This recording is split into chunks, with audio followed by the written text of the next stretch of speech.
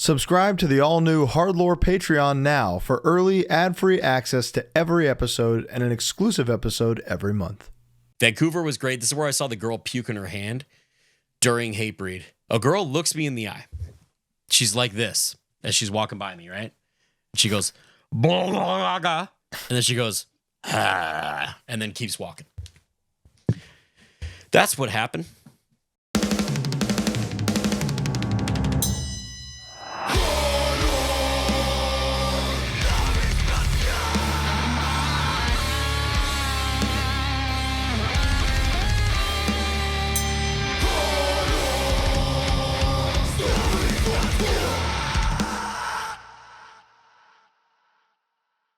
Hello, welcome. It's Halloween HardLore time. Oh, you look tired, Pirate Bo. Oh, Why no. not pay a visit to your old pal, the Hat Man? Take 10 of these and call me in the evening. Holy shit. How long? Oh my God, this is horrifying. Hello, welcome. It's HardLore time. Bo and I actually haven't filmed a proper episode in about 6 weeks, so this is the first one. Yeah, you went all out, huh? You know, it's HardLore time. Yeah. How are you? I'm doing good. I mean, me, I love Halloween. Yeah. It's my favorite time of year. Yeah. I've been celebrating all month, really. As have you, technically, and you're a pirate now. Look at this. You know who this is? That is Steve. This is CM Parrot. CM Parrot is very good. Thank you. And this is real. I did this for the show. You really did? It hurt so fucking bad. You serious? No. Oh. I was gonna. I mean, I would have been really impressed. You're ready for it? I would have been thankful for the commitment. Today is a Halloween special for many reasons. Mm-hmm. It's a special day. It's Halloween, etc. But also, Bo just got off a very long tour with Harm's Way, Carcass, and Crypta. And Hatebreed. I meant to say Hatebreed. Bo just got off a tour with Hatebreed, Carcass, and Crypta. Very true. And I didn't just get... We just drove 13 hours from Norfolk, Virginia to Chicago. Today you did that. Yes. We loaded in and immediately came and changed. So became a pirate. It sounds like you're very sleepy. I'm so sleepy. That would kill me at the moment. I could hear you making noises before we started. Nothing could have prepared me for this. I was thinking, like, damn, is Bo the Hat Man too? This is awesome. It'd be so sick. But I will have you know, I got the pants and boots. Oh, good job. Went all out. Very Taylor nice. went and got this for me. I can't wait to hear about this tour. I spent this entire month prepping for our second annual Misfits cover album, so we're gonna tell you a little bit about that. Yep. Go into some detail, share some lore. There's a lot went into it. And the show, of course. The show, of course, beautiful. Yeah. We also got some Halloween related questions and some tour and Twitchfits related questions to talk about. Perfect. But let's talk about the tour, Bo. Let's do it. I got a whole notes app full of stuff. Tell the Hat Man how the tour went. The tour, speaking of Hat Man, the tour was very difficult. It was very, we're chasing buses. So those drives, you get tired. I saw Hat Men. Carcass Hat was at least very good. I got one. The Carcass Hat is unbelievable. Here it is. Outstanding. Wow. Look at those guys. Overall, it was good. There were some ups and downs that we will get into. Lord knows it. But yeah, overall, it was like a very good tour for everyone. In the upper echelon of Harm's Way tours, for sure. For sure. In like certainly the post-COVID era, but let's say the post-human era. Dude, I hate this. All right. Shall we? Yes, please. So at the end of September, we drove straight to Portland, Maine. We drove in 3 days of rain, and we loaded in rain, and we left in rain. Drive. And also before then, like, I don't know if people understand. Yeah. Oh, yeah. The 2 weeks before that were spent every episode you just saw since this tour started, Yeah. were done within like a week, like a 9-day span. We had 9 to absolutely 5s. cooked. We had just 9 to 5s for a week. It was straight up full-time jobs. How do you guys do that? I'm so tired. But yeah, played Portland. You know, first show, big tour. Got to shake off some rust a little bit. Gonna be some rust. There's a lot of that. A lot of.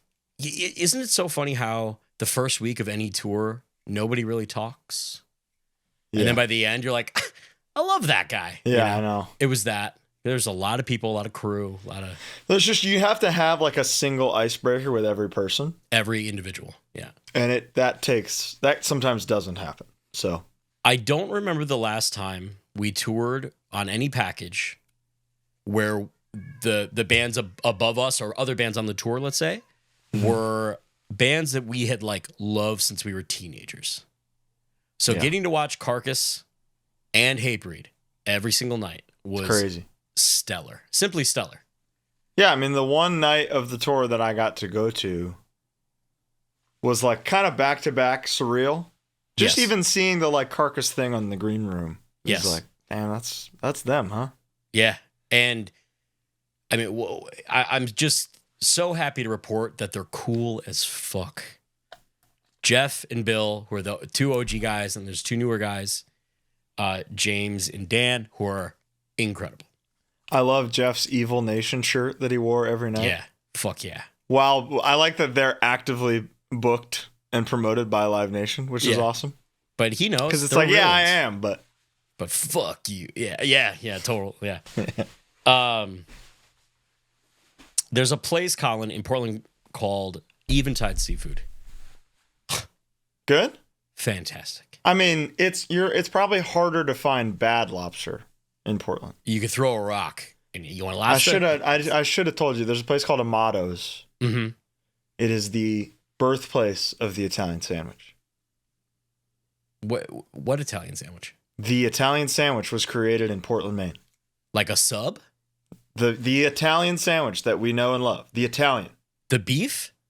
No. Not the Italian beef. The Italian sandwich. Like gabagool, other deli meats, etc. Okay. That's the Italian sandwich was invented in Portland, Maine. You're kidding. At Amato's, and it's fantastic. I'm shocked. And they have these pepperoni stuffed, like pinwheel things. Yeah. Almost like a cinnamon roll with pepperoni and cheese. Oh my God. The Hat Man loves it. It's keto. Well. Eat about 30. No, like you're it's a cinnamon roll. Oh. And then there's pepperoni and cheese in it. Oh my God. Yeah, it's the fattest shit you've ever seen. It's awesome. But it was the first show of a tour on a Wednesday night, middle of fucking rain because there were all the hurricanes going on. So as the hurricanes dissipate, those storms just keep going, you know? Yeah. Packed. Wow. Packed. So Maine is back. Well, something that was interesting was we discovered that any B market was straight up quote unquote B market is in not New York, Chicago, LA, San Francisco. Yeah, precisely. Yeah. Any B market slamming. Hatebreed are the fucking B market barbarians, dude. It's incredible because the people who come to that, they're so open-minded. They're so hungry for more. They see a band they haven't seen before, like going off on stage, and they're like, "Oh, this is it. This is great." Yeah, and it was excellent synergy. It was really awesome. Crypta as the opener was a band that neither of us had ever heard of before the tour. Correct. And it's 4 women who absolutely just shred harder than any man in the world. I'm not exaggerating when I say they were the best musicians on the tour. Yeah. You could tell. Bill Steer would have been the next closest one. Right. You know. By the end of their set, you could tell like every single person was like, this fucking band is insane. They're insane. They're incredible. And you know how it is, like when you play after a band on a tour, the last 3 songs, you know them forwards and backwards, and and you just become a fan. And dude, they got this song called Under the Black Wings. It sounds like Morbid Angel. Check it out. It's awesome. Nice. But anyway, moving on, we went to Boston. It was at Fenway. It was at the House of Blues in Boston. So it was just like literally shared the alley with Fenway, and that was cool. Awesome. Saw a good friend of the show, COA. Great set. Beautiful. You know, saw Fleshwater. You know, gangs What? all Oh, here. they came to the show. I thought they played. No, they just came by. And then we played on Manhattan? Yeah, we played Terminal 5, Manhattan. Manhattan is in. It's in? Isn't it Yeah, an we island? can call Manhattan in. Okay. I feel like it's on Long Island in Manhattan. Okay. You know? Well, we played there, and it Nice. was crazy and huge, and we never played. No, you and I have played Manhattan together, and let me tell you, That was one of the worst shows of all time. truly, have we ever talked about that show? I don't know. It was funny because that was where I think Metal Blade came, right? Metal Blade came to see their two new young bands, Twitching Tongues, Harm's Way, Together. At together. the worst show possible. At how many? 50? I think it was more than 50. This is crazy. I think it was more than 50, but it was like 60. Yeah. So that wasn't good. We went to a place called Ichiran. Have you heard of Ichiran? Yeah, it's a big chain. Okay, so I had never been. There's only like 4 or 5 in New York. And They had just opened one. It's a Japanese chain, so it's in Japan as well. There we go. That makes sense. Went, couldn't believe it. Pretty good, yeah. Pretty fucking good. It was like, again, it was rainy. It rained for a week. We were in water. We were underwater. See, to me, that sounds great because let me tell you, you've been gone, and I've had about 5 days total under 80 degrees. Oh, God. And that's not October, baby. No, it's the last week of October. It's fucking horseshit. It was 69 today. Beautiful. Which the Hat Man loves. For me. It's the best temperature to sleep in. That's proven, you know? I'm wondering. And the Hat Man loves sleep. Ask the Hat Man. He'll tell you. Turn it down. It's true. We drove to Montreal next. We got searched. Didn't like that. But we got in. No problem. It's What's really the funny. deal with bringing merch over right now? You don't have to. I would recommend having an itemized list that just shows everything you have and everything, what it's worth. And then They make you pay? Yeah, we paid taxes, but it was like $120. Oh. Still such horseshit. Yeah, fuck off. But whatever. There were 3 Canadian shows total: Toronto, Montreal, and Vancouver. So Okay, so you paid $120 American dollars or Canadian dollars? I believe Canadian. Oh, that's like 12 It's like bucks. $12. Yeah, exactly. So yeah, that was no big deal. That show rocked. Montreal is awesome. Yeah. It's awesome. Culinary melting pot. A lot of good What food. did I had halal. It was great. See? Did you go to, have you ever been to Dirty Dog? Is that what it's called? Dirty Dogs? I have. Yes, I have. have With the Sean foie gras on one? our tour, we went. Yeah. Outstanding. Yeah. Highly immoral, but God, is it good? We then went to Toronto. So something that's going on right now, and this is so I have like my item, like the itinerary list, and then things to talk about, like overall. Something that's going on right now is October is fucking tour month. Yeah. There are tours everywhere, constantly, all the Show time. Me the Body, High Viz, Gate Creeper, Pain of Truth, Dying Wish, Gate Creeper, Frozen Soul. Frozen Soul. What else? There was another one going on, but whatever. There's just like a ton of tours happening right now, dude. Even fucking, we'll get to it, but that LA show, there was a sold out Judas Priest arena show that night, And High Viz, Show Me the Body. and the High same Vis night. show. So the night we played Toronto, Gate Creeper and Frozen Soul were across the lake in Jesus. Toronto, also, and their show was good, but it's like, son of a bitch. You know? Why do that?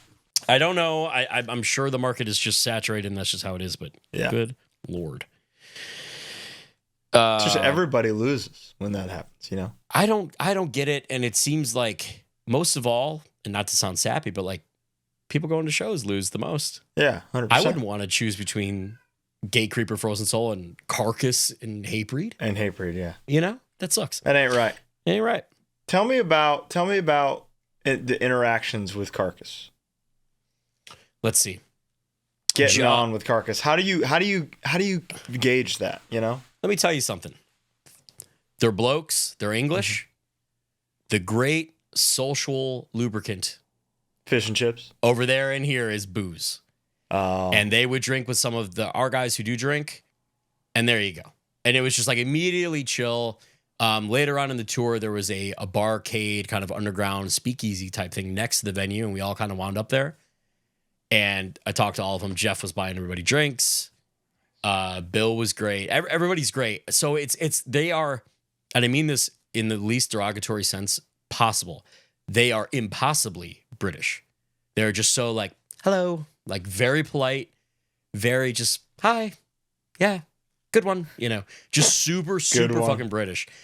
However, dude, I can't, for those of you who know anything about gear, we're going to talk a little bit about gear. Okay. Crypta is using 2 quad Cortex. Right. And they sound perfect. I got some questions about the quad Cortex. We'll got one. Excellent. Yeah. Harm's Way, I use one. Nick uses a 6505. Hatebreed, Wayne uses a quad Cortex. Frank is still on the Marshall. Wayne using a quad Cortex? That must be recent. It is recent. Yeah. Because LDB, he had the amp fiasco. Was that his last straw? Maybe. Good point. I forgot about that. How were his tones? How did he sound? Sounded fucking great. He's still using the Marshall power amp like I'm telling you to do with your SNK. Mm-hmm. That's it. Carcass, 250-150 Heritage Edition 80 watt amps. That's right. No fucking pedal, nothing. They're in B standard. They sound incredible. Yeah, every fucking night. No pedals? No pedals. A tutor and a wah. Gion style. Straight up. Dude, Bill Sears playing a melody maker, like a 70s melody maker. It's just like nothing makes sense. Nothing makes sense. He plays crazy. Like look up videos of him playing. If you're playing guitar and you put your hand kind of on your outer thigh, he plays with it like over on his hip. He plays kind of on the side.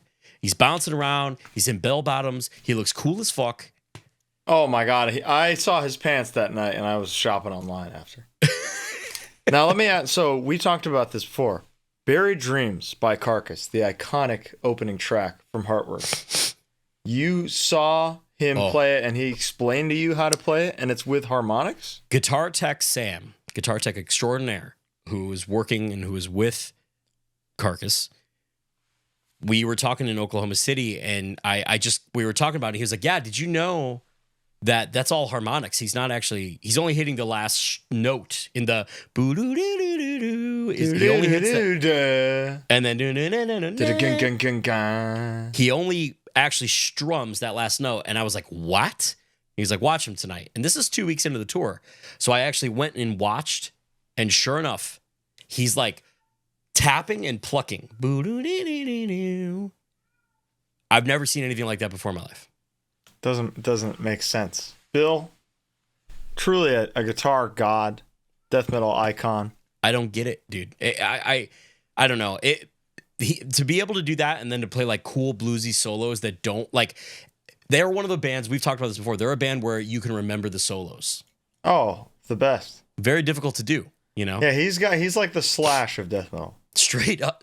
Where I'm memorizing the notes that he's doing rather than just being like, that's crazy. Also got a little tidbit last night that he prefers to live in England where it's kind of shitty and difficult because that gives him an edge so he can write Carcass riffs. Suffering for his art. Straight up. Come on. Dude. Much like Van Nuys. You wouldn't believe what you see outside this window. Horrible. Great point. Anyway, but it's the best. Yeah. And it's the worst. Carcass is great. Just like pure, like their whole crew is great. Their TM, this dude Martin, I can only describe him as Hagrid. And it was just like something would happen. He'd be like, don't worry about it. Like every day, it was just like he's just like the biggest human I've ever seen, who is so gentle and nice. And this is your first time touring with Hatebreed as well. Yeah. Oh yeah. And I told you earlier, I was like, listen, Frank is going to take care of you. Let me tell you something. And lo and behold. Oh man. Everything you said about touring with Hatebreed was 1,000% accurate. Yeah. Josta just appears. And he's pumped. If it's game day, if it's football day, he's around. Because they're watching football. Frank, always chilling, and he's always got stories, and they're always crazy, and there's like most of them I can't talk about. Yeah. Sick. Matt practices for an hour. Just like you said. Wayne, always around, loves talking about gear, which is what I love. Chatting, dude. And dude, Beatty, the king. He's the chillest guy. You wouldn't believe he's on tour. You'd think he's just like visiting for the day. And like, dude, he's staying in shape. He's doing his thing, and I don't know. They were just truly everything you want, like a band that you look up to be. Yeah. Both of these bands were unbelievable. I can't say enough about it. It was a delight from beginning to end. The only difficult thing was following buses, but that's, you sign up for that. That's how it is. And dealing with any venue ever whatsoever, right? Oh, we'll get there. Okay. Because we're getting to the bad one, and that's where I'm going to talk about it. All right. Let's see. Detroit was great. And then, so we went from Detroit. Really, nothing of note happened there. That was a very successful, nice fall day. We drove around. Actually, no, we went to Cincinnati, then Detroit. But Cincinnati, I bought a shirt off a guy who was in line. Felt good. Felt nice. It's a good feeling. It's a Roots Sepultura shirt. It's on Blue Grape. Fits me like a fucking dream. Excellent. We had a drive from Detroit to Green Bay, which is on the opposite side of Lake Michigan, which is one of the craziest things ever. Drove past my house. Not nice. Oh, really? Yeah, sucked. That hurt you a little bit? Hurt a little bit. Okay. But before I go past Cincinnati and I get onto what was one of the best shows, we're going to talk about something that happened not just in Cincinnati, but it was where there was a particularly difficult day. The back half was pretty good. I'll say 70% of the venues that we played, we ran into issues with sound, with venues not being staffed appropriately. And I think that that's a very fair way to say what I'm trying to say. Yeah. And we couldn't figure out why. Not staffed to do the primary thing that their businesses exists to do. Yeah, to showcase music. Lord knows they got bartenders, and Lord knows they got merch counters. Mm-hmm. But they don't Lord knows they got merch counters. But they don't necessarily have people who are willing to learn and who are like trying, but who don't necessarily know what's up and are new or whatever. That's a process. I don't know how to necessarily cable a whole show, so what can I say? We couldn't figure out why this would be, like what's happening, because we've never run into this before. We've never had a sound guy before. And on this run, we had Rippy. Which you would think would alleviate that. Precisely. What we've decided, and what I think is true, is when you get to this level, when you get to 1,000 to 2,000 cap venues, okay, you're running into a thing where once somebody gets really good at that club, they're on tour. It's touring season. They're out. Right. They're out on the road. Somebody poaches them somewhere. Exactly. As a matter of fact, we played a venue that Rippy had worked at, at this tier. So it kind of tracks. So what you get is somebody who's new, somebody who's learning, somebody who genuinely, I'm not trying to put anybody down. They want to do good. Right. They don't know what's going on. And they don't get it quite yet, which there's not time to figure that out. No, we're 2 of 4, right? We don't get a sound check traditionally. Yeah. You get a line check. You set up and go. So. Right. And how often was Crypta running into sound problems? Very rarely, because they would get a sound check. Oh, because they're first. Because right, they're that makes sense. Yeah. And also they have, all things considered, a pretty minimal setup. Right. 2 quad Cortex, no cab. So they're going straight to front of house. It's pretty easy. It's crazy. Yeah. And they're all in in-ears. So it all works. It's all easy. Right. But in-ears are a pain in the ass to set up. But they had their own sound guy too. They're pro as fuck, dude. That's crazy. They're so pro. The moral of the story, if you're looking to get into sound, live production, please God, maybe? Check out and if you are any good at it already, if you like have an ear, go to your local venue, man. I'm telling you. Because it's so interesting at the smaller tier, at the tier below this one, a more DIY kind of thing that a hardcore band would play. The house guys know exactly what's going on because they're like, they got the reps in. They're like, the guy. Yeah. I mean, just the thing that is so crazy to me is when it's like, okay, how's that snare? Well, I don't hear any snare. Well, I'm sending it to you. Well, I don't hear it. Yeah. Oh, so how about now? And then there it is. It's and like, then it's, dude. Yeah. Why is that my problem? And it was It was a lot, dude. It was crazy. It was very eye-opening. It's very interesting. It kind of the meme of the guy looking at all the cables, like yes, like it's his first day on the job for a job he just happened to apply for that he wasn't qualified for. Yes, seems to be every day at some of these places. Yeah, there was like 2 weeks where it was happening, and so eventually we started. This is where things got tough. We started. Originally, our load-in time was 4. Which, like, if it's an 8-hour drive, you do 3 at night, 5 during the day, you leave at like 9:30, 10 a.m., stop for lunch. Totally possible. Totally possible. We started having to get there at 2:30. Mm-hmm. That changes all the logistics. Yes. That makes an 8-hour drive. If you got to do 5 during the day, you're leaving fucking early because you got to eat. Somebody's got to pee. You know, like, you got to make stops. So from this point forward, we start getting there early. So anyway, the opposite of this, Green Bay, Wisconsin. Outstanding. We played a venue in Green Bay that had fucking pool tables, a basketball court, workout equipment. It had a lat pull down machine and like a cable machine. So this is like a hometown show for you, Green Bay. Essentially, it's Nick and Casey are essentially from Green Bay. Right. So it felt really, really good. Their house crew was fantastic. Okay. So it was a nice, like, oh, there we go. Excellent show. We went to... There's just got to be a better way, you know? Then what? There's got to be a better system for front of house and the people on stage to communicate what they need. Oh, there is. The show is over. The show is wrecked if you can't hear what's going on. So here's the difficult thing, and I won't name venues or cities. An example of this is you advance the show. So we're sending our input list and our stage plot to the venue so that everyone there knows here's what this band needs, top to bottom. There was one instance where a person was telling James at the end to settle that they didn't have whatever paperwork needed. And James was like, well, I sent it. They said, hold on, let me check the email. Open up an email to 50 unread emails of the last several months of shows.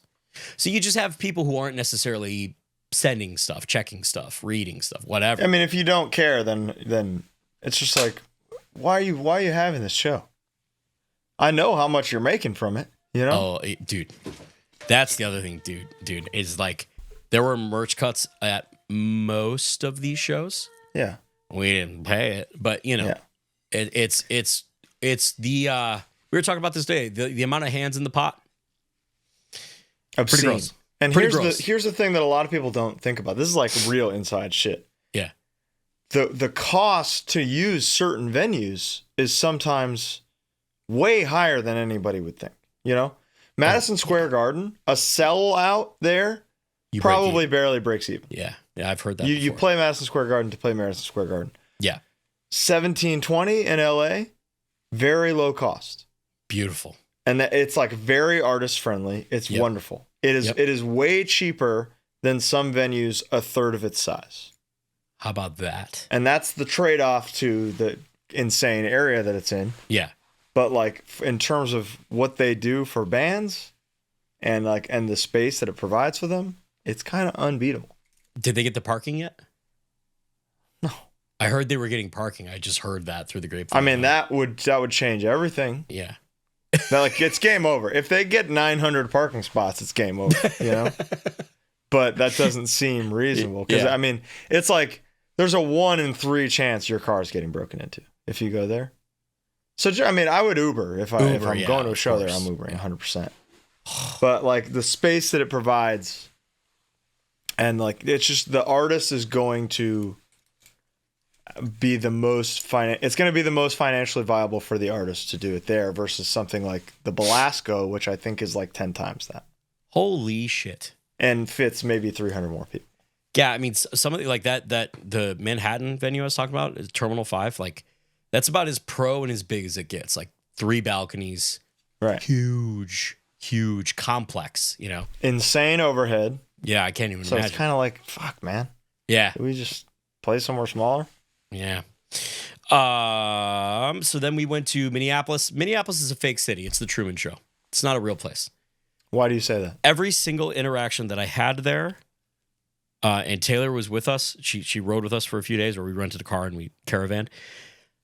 Every single interaction was like, you're going on a script right now. You don't You're not a human. I am on a television show right now. There's a camera. So Minneapolis has a Twilight Zone.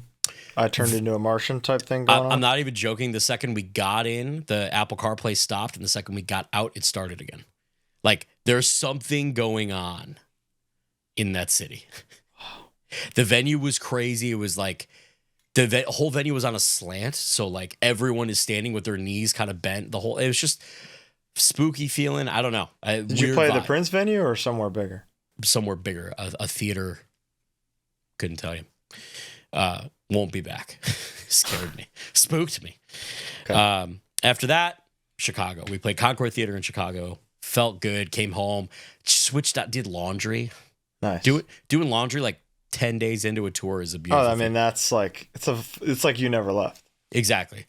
Got some food. Saw the cats. Saw my mom. Nice. Played a sick gig. Played the Concord, which we had never played before, so crossed that one off the list. And then we were on to the rest of this. Let's see. Give me that. Give me some highlights. I'm giving you some highlights. The next couple were pretty, honestly, once we made the change to getting there at 2:30, things started going smoothly because we had time to iron shit out, you know? Sure. We played in a place called Sauget or Sauget. We actually don't know, Illinois, which is basically St. Louis. It's just across the river. It's in the parking lot of 2 strip clubs. You can imagine what that one was like. And guess what? The show, fucking banger. Oh, awesome. It was incredible, dude. There was a moment, it's literally behind, like the backstop of the venue is a huge freight train railroad rail. And there was a part where a train was going by for a good 20 minutes, you know, just one of those long fuckers. 20 minutes? Did it help the show? Yeah, it was just before the show, but no exaggeration, 20 minutes. And I was standing out there just watching. She's like, wow, look at that, huh? I look over, and Matt from Hatebreed was just like, oh, man, look at that. like we both were just like, can you fucking... The male urge. Yeah, to totally. Stare at the long train. And then you just kind of tell each other, like, the 2 things you know about trains, you know? It's like, that one's got cars in it. You know that? That's what those are. So that was fun. But Beautiful. Then we got to go to Oklahoma, and I got to try an Oklahoma onion burger for the first time.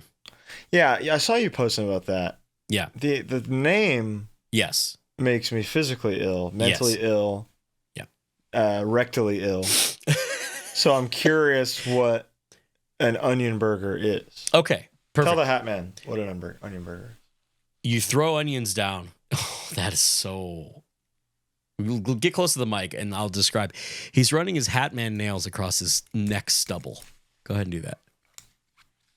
Oh, that's the worst. That's ASMR. Nice. It's a nice sound. Throw onions down on a griddle, caramelize them, and then you smash a burger into that. And then when you flip it and cook both sides. So it's caramelized onions in the meat of a burger, and then it's usually a double patty.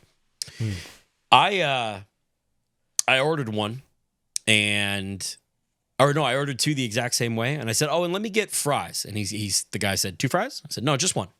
Oh, and let me get a drink too. And he went, 2 drinks? I said, no, just 1. And he went, okay. There are 2/3 of a pound of meat per.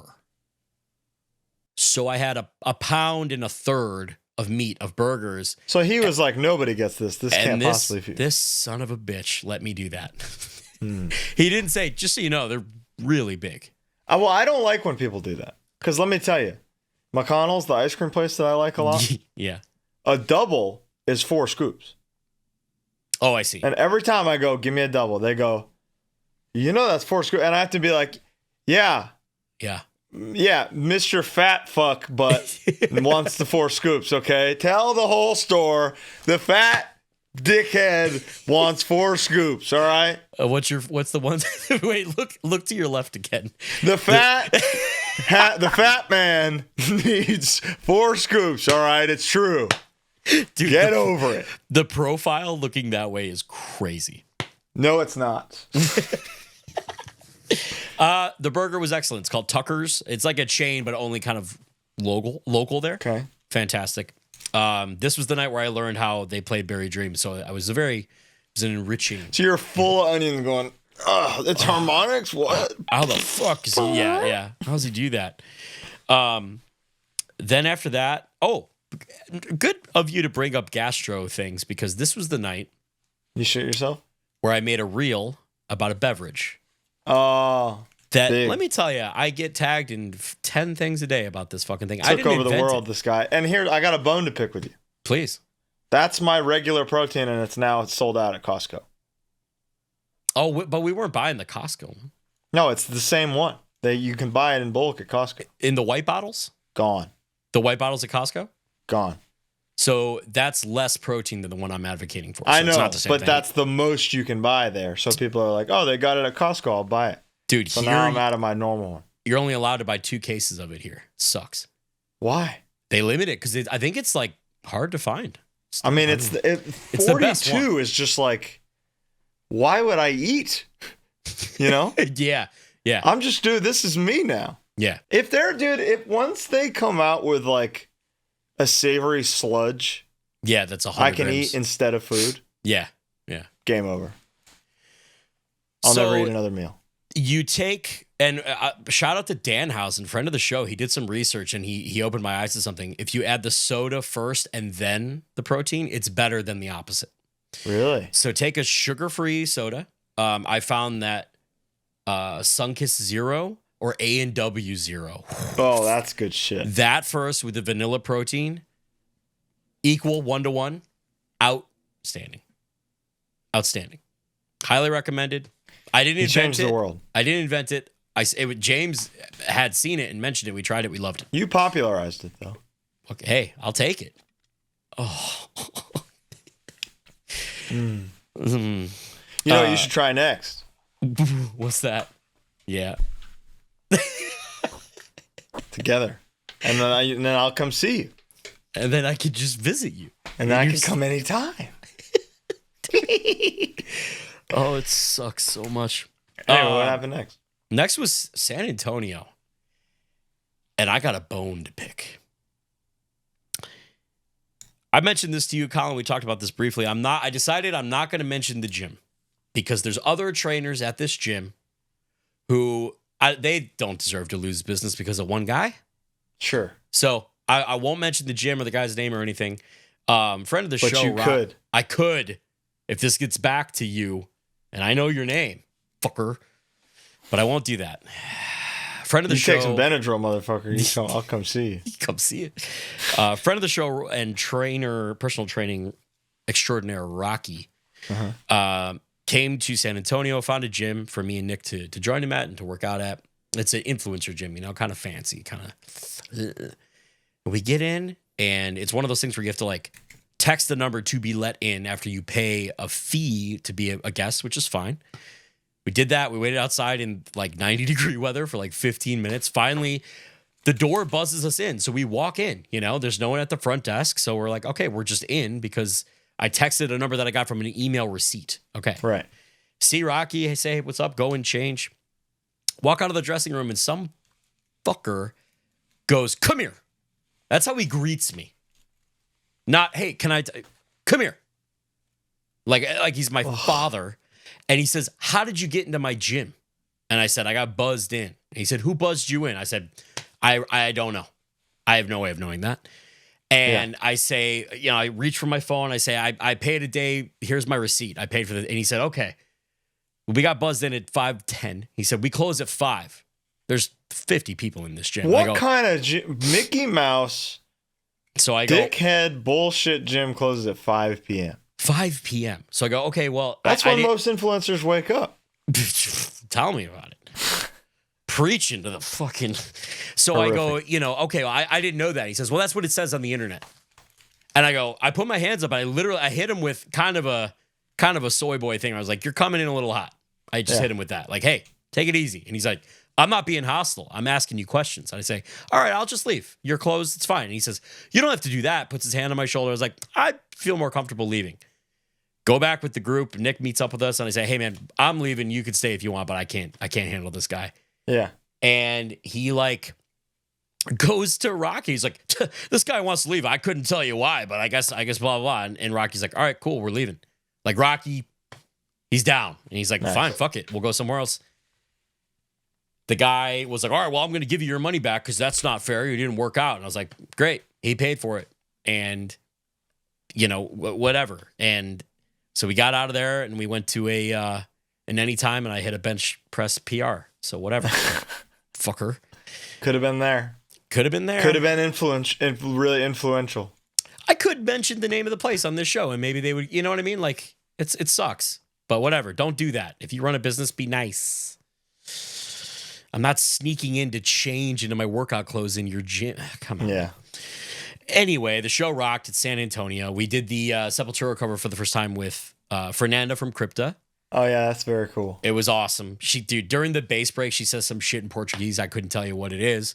But it's awesome. It's fucking... Dude, I like chills every night that we would do it. So that was sick.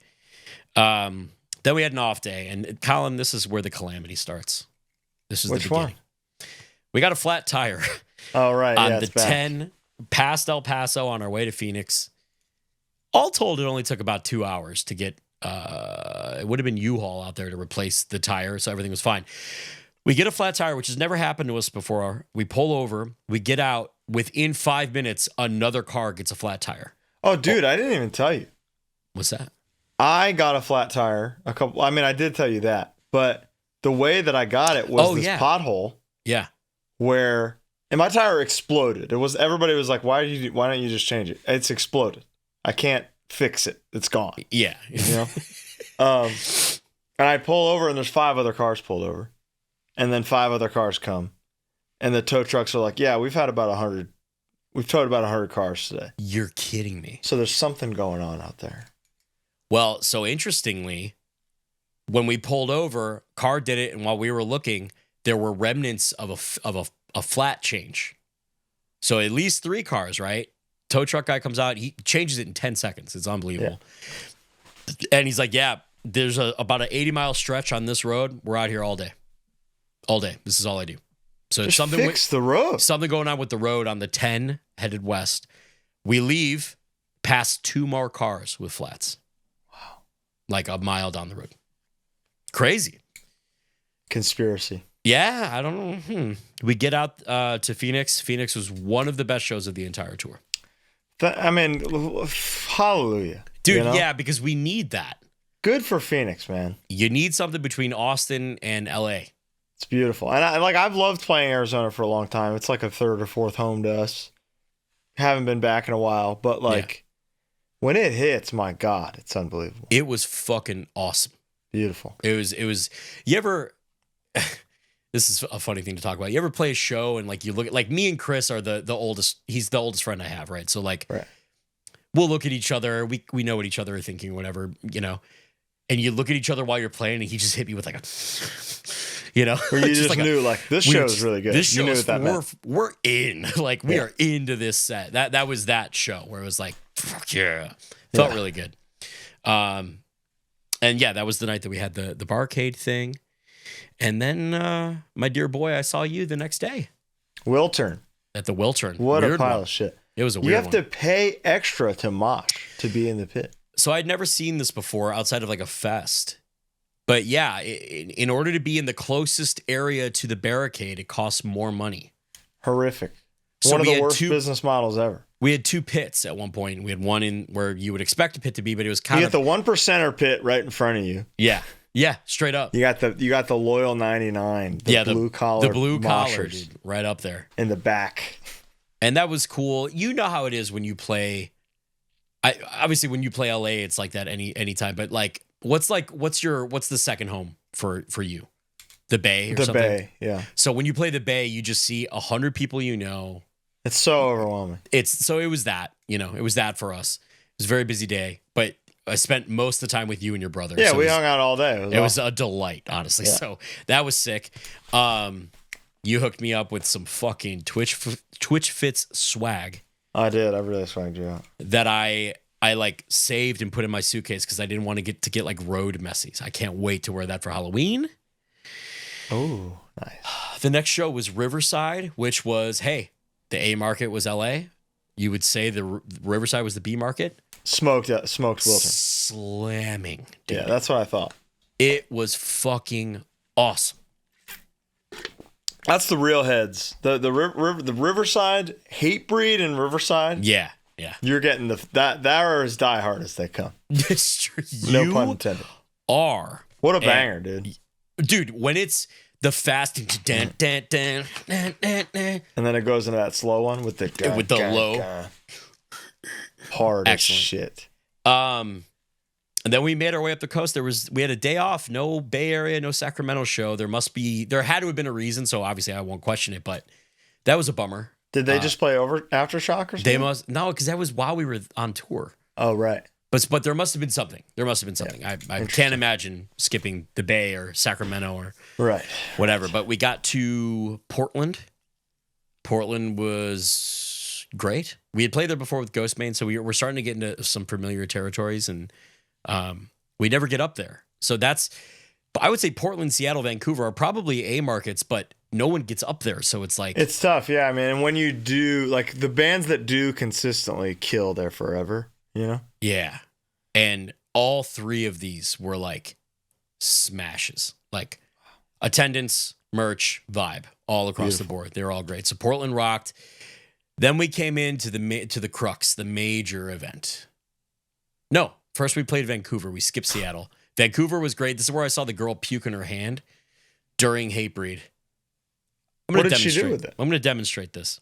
I'm walking by our merch table. I was saying hello to a friend. I was watching a little bit of Hatebreed. A girl looks me in the eye. She's like this as she's walking by me, right? And she goes, and then she goes, and then keeps walking. That's what happened. That's how they do it in Vancouver. The Hat Man disapproved. Me and my friend both like gasped, like, oh, fuck. Like, that's scarier than anything I've seen this Halloween. Because then what does she do? What do you do? That's the natural human instinct to bring your hand into a puke situation makes no sense. You're right. Why would you keep it? You're creating a second splash that's only going to ruin you further. Whereas if you just if you just hit a it's going to be much safer for yourself and everyone you know. So I didn't like that. But there was an army surplus. Dude, I bought a pair of Rothko camo cargo pants off the rack. Fit like a dream. Beautiful. $60, you know? Beautiful. Canadian. Oh, so $6. Outstanding. The C&D is really hurting right now. Whoa. But then we got to, then next day was Seattle. Now, oh no, wait. I'm sorry. I'm a little jumbled because I drove 13 hours. But we got to Eugene, Oregon before all of this. But anyway, we got there, right? It was a Best Western. Sometimes it's slim pickings. We don't like Best Westerns, but newer Best Westerns are nice. You know, they're normal hotels. This was one of those like horseshoe shaped ones where you park in the middle and you're right at your door. You know, no good. Like a motel. No good. Yeah. As we're getting in and we're walking into the office, a guy who we realized worked there, but it was still sketchy. He's smoking. He was like, "You got anything in the trailer?" And I went, "No." He went, "All right." Don't know what that was. Maybe he was trying to be helpful, but he told us specifically, you can't park. Like, there's no room for you in the middle. There was, but you can't park in the hotel. We could have. So it's just like, hey, keep your trailer somewhere else, huh? So I went and it was right in the parking lot of like a huge shopping complex. So I like backed it up to a wall, put our boot on. As I was walking to go and do that, a car slowly drove past. Put the boot on, set it all up, got out. Car slowly drove past the same. So you're just like, here we go. I was like, here we go. I walked to a gas station that was literally right there in the same parking lot.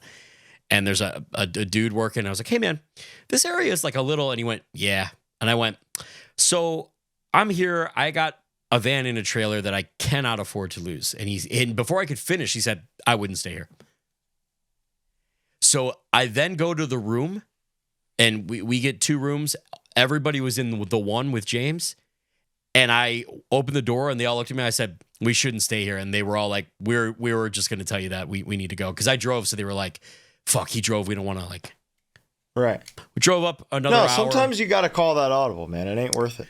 Everyone felt the vibe was off. And it probably was. And it probably was. And hey, I explained this on the internet. I'd like to go over it. Every 3 years, something really bad happens to Harm's Way. Okay. Go down now. Walk me back through the timeline. Yes, sir. 2009. John Caution of Weekend Nachos and another John quit the band in the same week, and on one of them on the same day that James broke his arm during a show. 3 years later, we had our van stolen in Chicago, stolen entirely. 3 years later in Dallas, our van was broken into. We had all of our backpacks, computers, GoPros, passports all stolen. 3 years later, we had our trailer stolen in Vegas. 3 years later, over COVID, the room above our practice space flooded. A pipe burst and got all over our shit. It was covered by insurance, but 2024?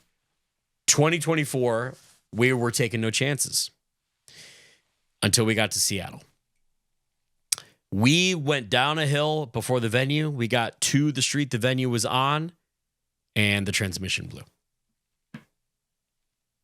So just right on time, right at the 10th month of the year, the van died. We got the van in 2015 with about 90,000 on it, and she died with 250,000 miles on it. Same transmission the whole time? Whole time. And what would a new transmission have cost? More than it was worth. Like six. Like more than the van was worth. Yeah, more than the van was worth. So we said goodbye to the beloved Ford E350 15 passenger. She's gone. We knew this happened and then had to play the show. So that's weird. The show was great. Everybody could kind of hang out. And we had no choice but to hang out because there was an off day to then get to Salt Lake. Okay. Shout out to King Yosef, who is a corpsman. Oh, King, dude, legend. A corpsman. He does electronic stuff. I think kind of hip hop stuff you would call it. You know, I'm not an expert. Yeah, I think he did some writing for some pretty big dudes. He has a van with a couple of other people. A guy named Cameron drove the van up on like 8 hours notice. Wow. From Portland to Seattle. It's a new Ford Transit. Got a hitch. Put the trailer on. We were about an hour and a half late to where we needed to be. No fucking problem. We drove King Yosef. We drove 17 hours to get to Salt Lake. And we made it in time for sound check. Wow. Because we don't miss shows. We're not letting the curse beat us. I've missed some shows for sure. Yeah, I wanted to. God knows I wanted to. But hey, we made it. We played the Complex in Salt Lake. It's a huge fucking place, but it rocked. And let me tell you, dude, we discovered a little hack. I mean, obviously, this is going to sound obvious to you, but during breeding grounds, that we knew there were a lot of corpsmen out there. Yeah. During breeding grounds, during the intro, the ring outs, James sent it out.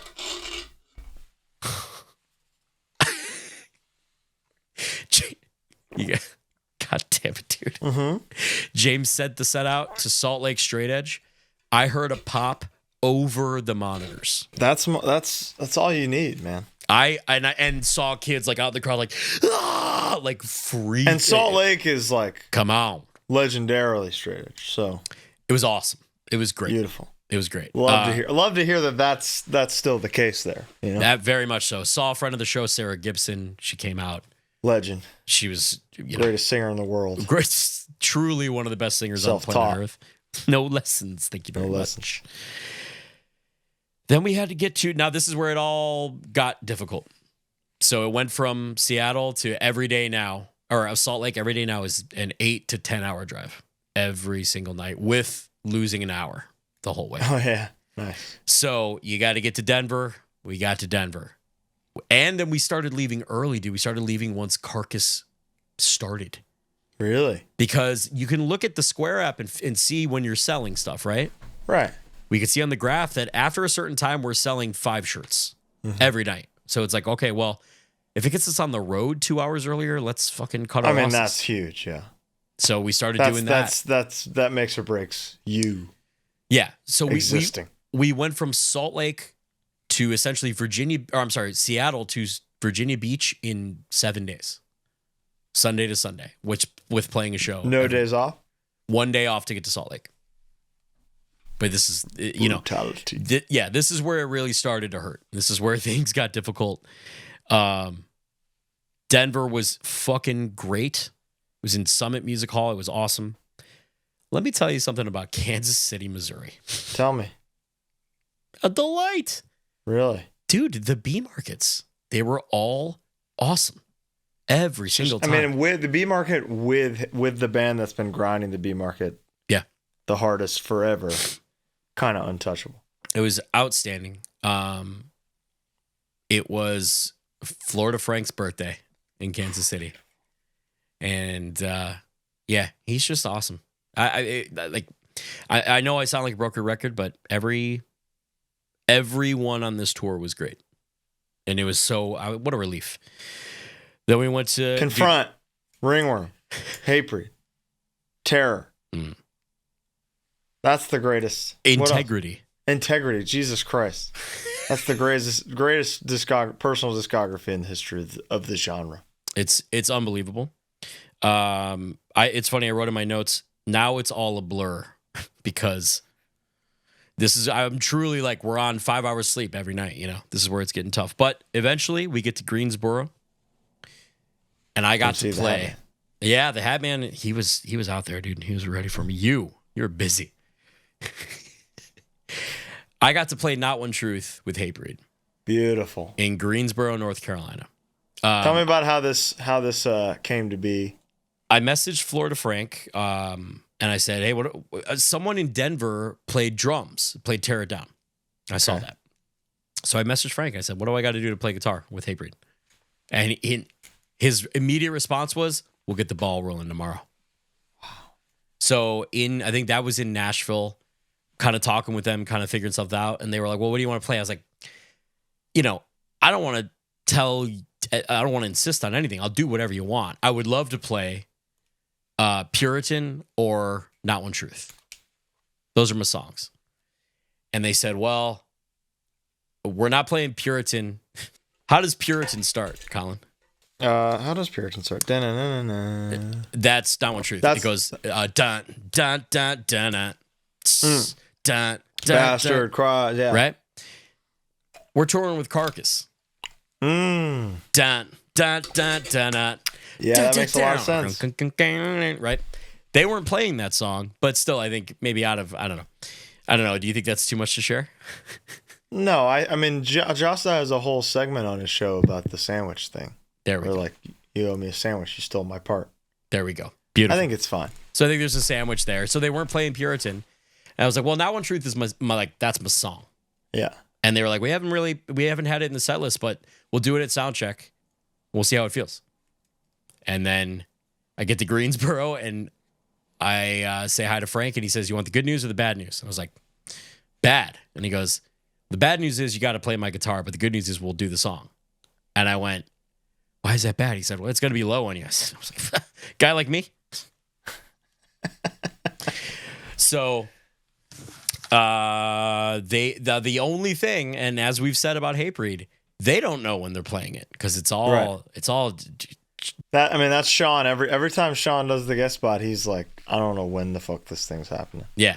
Did you catch on to like any of the cues? Of course. When you show up to work tomorrow, nobody's going to have any voices. And if anybody tries to give you shit, you tell them, today is not the fucking day. That's one. There is, who's seen Hatebreed before? Who's seen Hatebreed for the first time? Well, thank you, because you are now officially as diehard. As they go. There you go. So yeah, there are cues, and then they do blocks. They kind of do blocks based on the cues, which is an interesting kind of fun way to do it, because most nights they kind of close with the same thing. Last night they were closing with Smash Your Enemies, Before Dishonor, I Will Be Heard. It was like an incredible, so it's just like they usually open and close with the same things, but they change it up. It was awesome. It's really interesting looking at their like Spotify top 4, and that it's like 3 out of 4 from the Concrete Confessional. Yep. Like they do not really need to play Satisfaction or Under the Knife stuff, and they choose to. It's the coolest style on the planet, in my opinion. Because when he does the thing each night where he's like, you want to hear something old? Who wants to hear something off Under the Knife? Under the Knife gets no pop. Yeah, right. So he's like, yeah. Satisfaction barely gets a pop. Perseverance, Uproar. Yeah, big pop. Which is both cool and like, wow, look at your longevity. Yeah. Wow. Good job. Yeah, great point. So, but Frank said, as they were setting up, he's like, it's going to be after the ball. They do the ball of death. So I kind of had like a cue, but this was a night where, and I like to talk about, this is fun.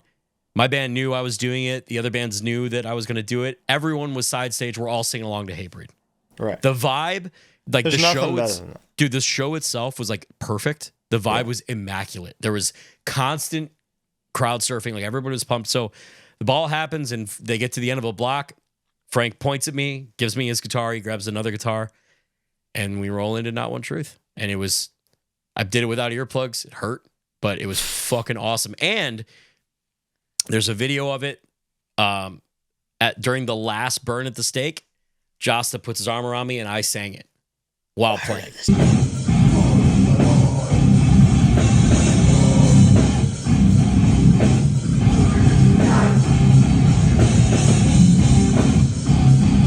It's really high and it sounds really funny, but I hit it. I didn't fuck up. The old car horn. Oh, yeah. But it was awesome. And it was an honor. And it was truly like, you know, what's funny is I figured out I played House of Hell with Ringworm, which Frank wrote, and then played this song on Frank's guitar. Which Jamie wrote. But you know. Frank's guitar. With Frank's guitar. So next, I got Integrity next. I got to do Psychological Warfare. Yeah, and then we got to get Confront back together, and then you play one of those. It's going to be really awesome when this clip is on the HardLore page with absolutely no context to why I am the Hat Man and you are a pirate. Oh, I love Halloween. It's awesome. And then to wrap it up, perfect. To wrap it up, the tour, last night we decided it's the last night. It's the closest to Halloween. We decided within 24 hours that Harm's Way was going to be Hatebreed. It looked great. Nick Wayne was outstanding. Dude, okay. I had an inside man to get me out of the bus, and his name is Matt. And he grabbed a jersey for me for Frank's outfit. So good. Across the street from the venue last night was a Lids. So I went and bought a Broncos hat, dude. Perfect. It was perfect. Nick bought a blank black snapback. Perfect. There was a point in time after Nick put on the goatee and did all and was wearing everything where I turned around and I literally to myself, I went, oh shit, Wayne's here. He's going to know. And it was Nick. It was just Nick. It was it was perfect. Casey Beatty was very good. It was crazy. James Josta. The funny thing is we tried to find like a black, just basic jersey because Jamie wears like a Raiders jersey. Yeah. Finding like a penny or just like a black jersey is really difficult. So we couldn't find one. So he had a Josta shirt. And then, dude, Chris was obsessed with finding a puka shell necklace because Matt wears one. Couldn't find puka shell because 2024. We, in that same mall that the Lids was in, was a Claire's. And Chris is wearing a pearl necklace, like a fake pearl necklace. But you wouldn't know. No, you got the job done. And outstanding work. Shout out to dear friend of the show, Alex Young, who brought us a bunch of sweatbands, wristbands and shit. He went to Dick's for me and brought us stuff. Also brought us cookies that his mom made. Come on. And yeah, we played his dude. And you will love this. Dick's and cookies. What? New podcast? Yeah. During our second song we played was Human Carrying Capacity. The breakdown is right? With the lead in, and then we all come into it. So at first it's Nick, and then it's me, and then it's Nick again. We switch off now. So it went, I went, and Nick went, and he did the fucking proven riff. I just need to point something else out to you. You're saying, that's frantic.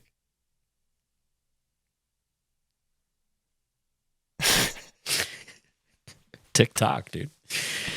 Wow. Oh, wow. Yeah, I never even thought about that. But yeah, Nick just threw in the proven riff. I was doing like Frank's like circle pit thing. I hate this, man.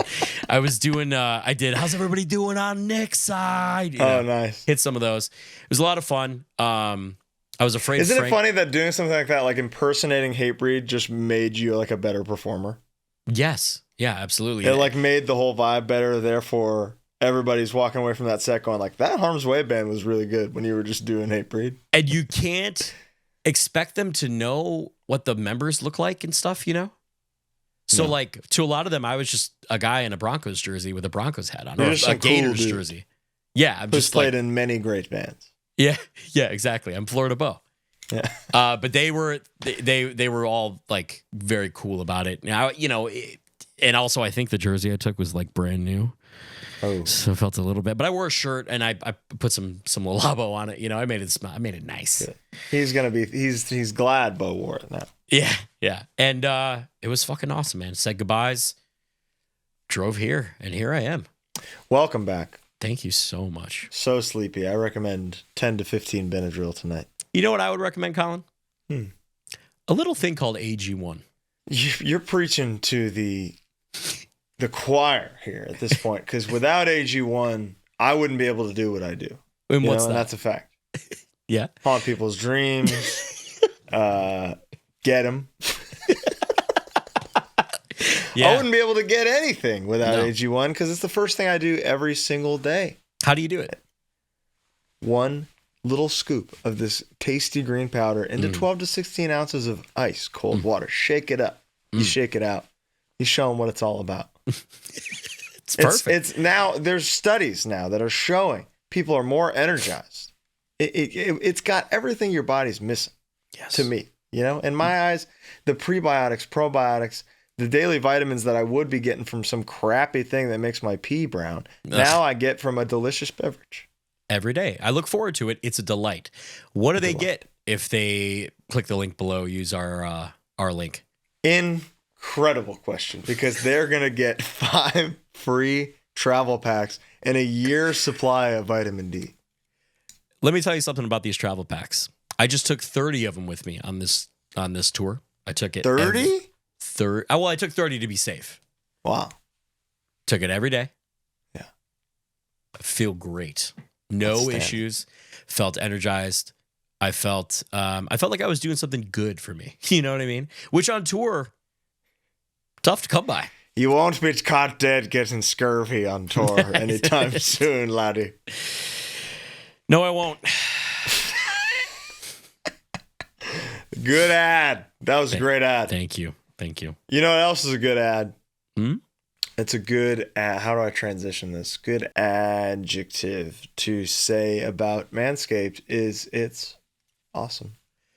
Manscaped is awesome. I brought with me on this tour the Crop Reviver and the body scrubber, because something with me on tour when I'm sweating a lot, I break out a little bit. So the body scrubber helps.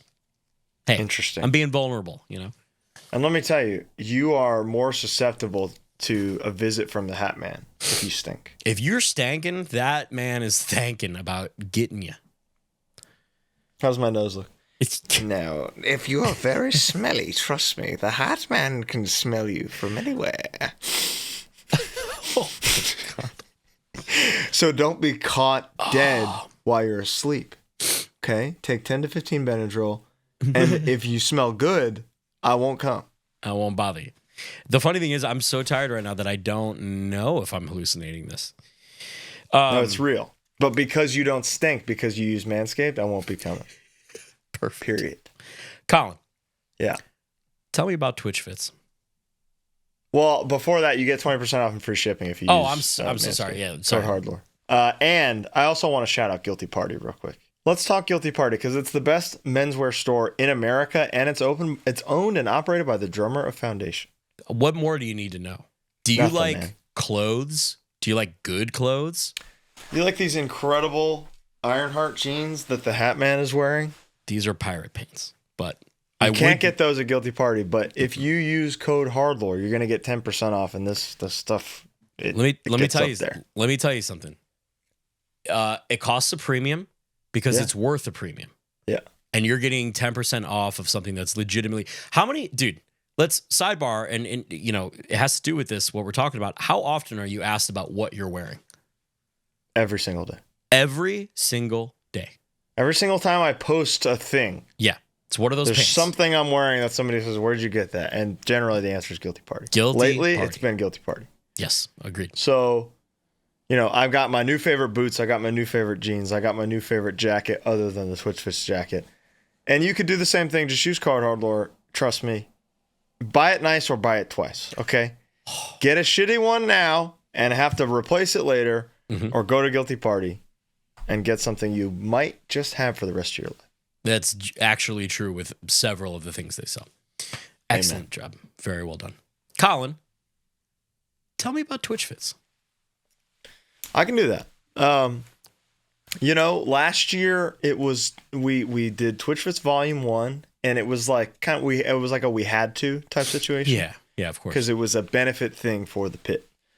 The day after that show, I had a notes app in my phone with Volume 2, every track on it, with like venue info, with like a date, with everything we wanted. We were immediately like, how do we make Halloween ours? Yeah.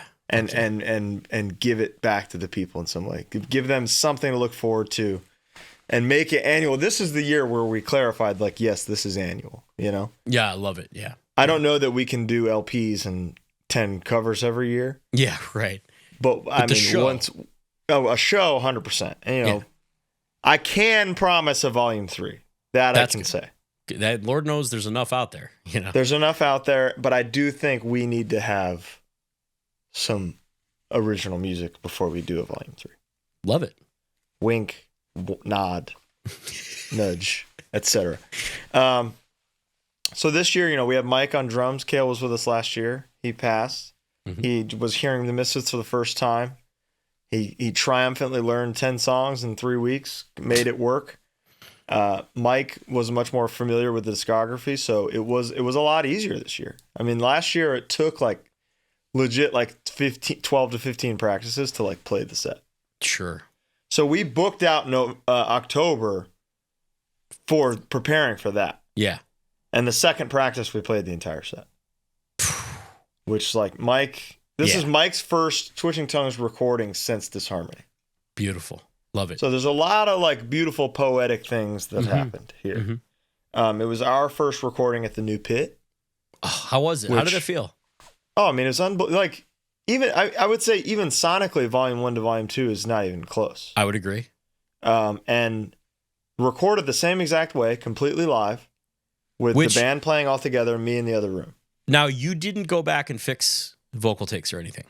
No, I added stuff, and there's a couple things where like doing 10 songs in a row. Yeah. You're gonna sound worse by the last song. 100%. And there's a lot of that we left there. Like I love that. What are some specific moments? The second chorus of Saturday Night, I do the low register because I'm cooked. Got it. So we planned in advance, because this is live, I'm going to do the low one for the second one, and Alec's going to take over the high one. Oh, beautiful. How smart. And it's like it was a lot of cool, it's like practical effects in within the music, Yeah. Where like we changed things in ways where they would work live, or like planned like, okay, this will be gang vocals so that I don't have to do it. Of course. Like doing AD every time, I would have been cooked. I mean, Danzig never did that, Yeah, exactly. Doing the death comes ripping every time with the woes and the word under it, impossible. Got it. So we just planned little logistic things, and like this part, like the woes I can add later, so I don't have to do those now. And Steven got footage of the whole thing. So Steven, here's some of Saturday Night, which I know he was in the room for. I was out cruising without you.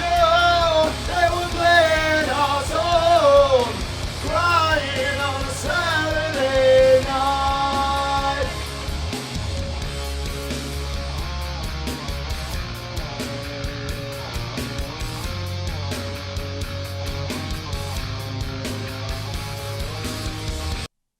Amazing. There it is. See, that's what you're hearing on the record. It's commendable, and I need everyone to really think about doing something live and in one shot or one take, and then not going back and correcting anything. Yeah, I mean, and it was very little what we did correct, and a lot of it was like a couple layers of just like this should be bigger. Yeah, right. And like we really made a legitimate. I was like, should we fix more stuff? And Alec was the one that was like, I think it's better if it's just like what you did and if it's live. So I'm glad that was the way we did it. There's very little that we fixed. It was like maybe 20 minutes of fixing stuff. That's very much in the spirit of what you're doing. That was the point. And 100%. It's the same thing as like personally when for like God's Hate, we've never used a click track on a recording because it just takes away something for me. Like it takes away the raw, natural energy, and not just for me. Like not everybody. Like Holy Blade's always going to use a click, etc. You know. Yeah. Where this is the same thing where it's like it should be kind of fucked up. I 100% agree. Should be raw. It should waver. It should be all over the place. It's much and cooler. It's not like we're not gonna the goal isn't do a better version of these things because that's impossible. And if it sounded perfect, like technically perfect, it's boring. Then it's boring. Yeah, like there are bands actively covering the Misfits where I hear them and I go, thank God we're doing this. Yeah, you know? right. Yeah, right. Like this is not faking auto tuning and pitch correcting absolutely everything and triggering drums for Misfits covers. It's criminal. Yeah. It's pointless. Yeah, Why do it? It is like doing the Hobbit movies in a green room. It's not, come on. Yeah. This is not what this music was for. Yes. It was for chaos and violence and to scare people. This is like the most fucking subversive art that existed when it was written. You're right. You know? Yeah. It's like the Exorcist and the Misfits are there to scare people. Love it. So yeah, these are to us, to the royal us, the best punk songs. Oh my smile fell. To us, the best punk songs lost ever. Your smile, dude. And the goal is to just like give them to an audience that never got to see them and play them. We never got to see them in this environment either. No. So it's we leave feeling inspired. Yeah. We leave having fun. And I personally get to like oversee the creation of an amazing piece of physical media that I get to be very proud of at the end, you know? I ordered it the second it went up. I appreciate that. I would have sent you one. But. I know you would have, but I believe in what you're doing in the sense of specifically the vinyl, like physical media aspect, and also making it.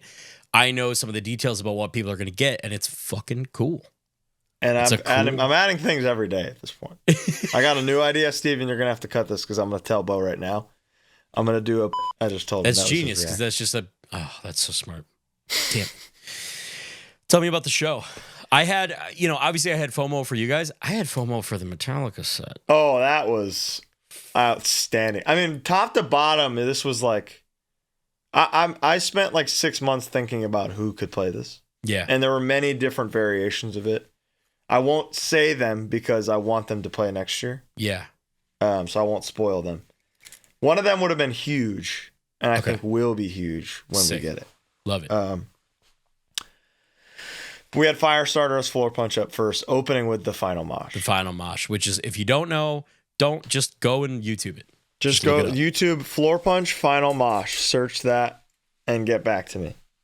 And you're going to hear the coolest shit ever. And Firestarter just did that. Yeah.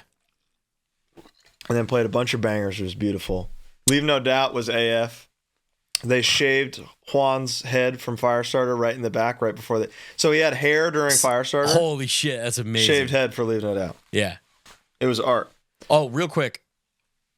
Speaking of Floor Punch, I don't think he'll mind if I say this, but we were talking about, I was talking to Porter very little bit, and he said, we always thought of In My Eyes as like regular Youth Crew and Floor Punch as Evil Youth Crew.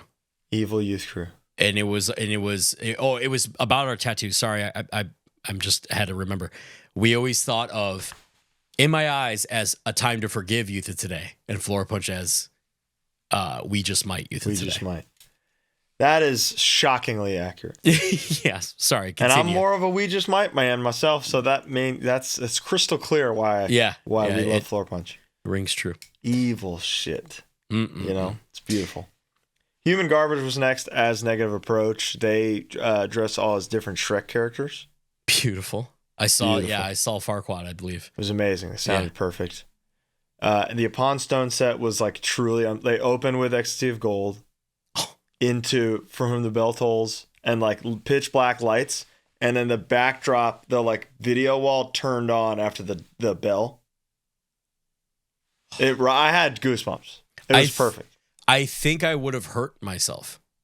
Oh, dude. I mean, Steven will put some footage in here. Like, people spin kicking the entire set. Yeah, I would have been pitting and stage diving like a lot because when else are you ever going to get to do that? Exactly. I'll tell you when. Next year.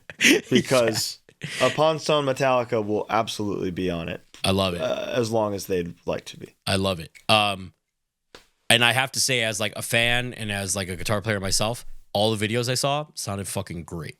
Oh, they don't mess around. No, it sounded great. Yeah. So I'm very, very pleased. Very pleasantly pleased. Yeah, they're locked in. Anthony Anzaldo, Anthony family as Prince was like we were watching it just like, fuck, we really got to follow this, huh? Uh-huh. It was perfect. Yeah. And the like presentation he put together was insane. This was the thing. So the original plan, Anthony was going to do a Cramp set. Okay. And last minute, he was kind of like, I have these Cold Cave shows. I can't do it. Uh-huh. And I was like, here's another idea. What if you don't do those and you do Prince? And he did Prince. So, wow. It was amazing. He went I didn't know how hard he was going to go. You know, I expected him alone singing some Prince songs. But like Sam Bosson from Command, Trash Talk, etc. played drums. Our friend Honor played bass. He had 2 backup singers. He had a ringer YouTube keyboard player. Really? Yes. Who crushed. That's genius. Wow. It was crazy. And then it was our time. And we did all of our recorded tracks. So the set list was every song we've recorded. So how many was songs nice and easy. And it was like a little thing of like, everybody in this room probably knows these ones for sure, at least because they've heard us do. Yeah, right. And like did all of they were like the sing-alongs was like with our little nuances. Like they did the Diet Coke line. Fuck yeah. That felt good. What was your favorite on the new volume? Just your personal favorite. I'll tell you what came the most naturally. Okay. Was London Dungeon. Yeah, that makes sense. And I think there's such an inflection built into the melody that so a lot of people don't know this, but impressions and singing use the same muscle. Okay. And that's why you'll find that a lot of like SNL performers are really good singers. I see. So there's a certain, like with Danzig, it's hard not to do the voice. Not to whirl. Yeah. And with London Dungeon, it just kind of happens because like cowl. Yeah. Of course. It's like, you're talking about walking corpses. You can't just say walking corpses. You got to go walking corpses. Yeah. They call us walking corpses. Like, no. That doesn't work. They call us walking corpses. Very good point. Very good point. And it lends the words and the melodies really lend itself to just performing it. So that came very naturally. Doing Mommy was very fun. Doing Bullet was very fun. Killed a girl in lovers, then I kept her toes and teeth. Every night I love. Dude, that part's Mommy. crazy because so the third one. Yeah, the third one is just doing nonsense. So I basically got to redecide how it went. Yeah. You know, and I just added one fucking in there.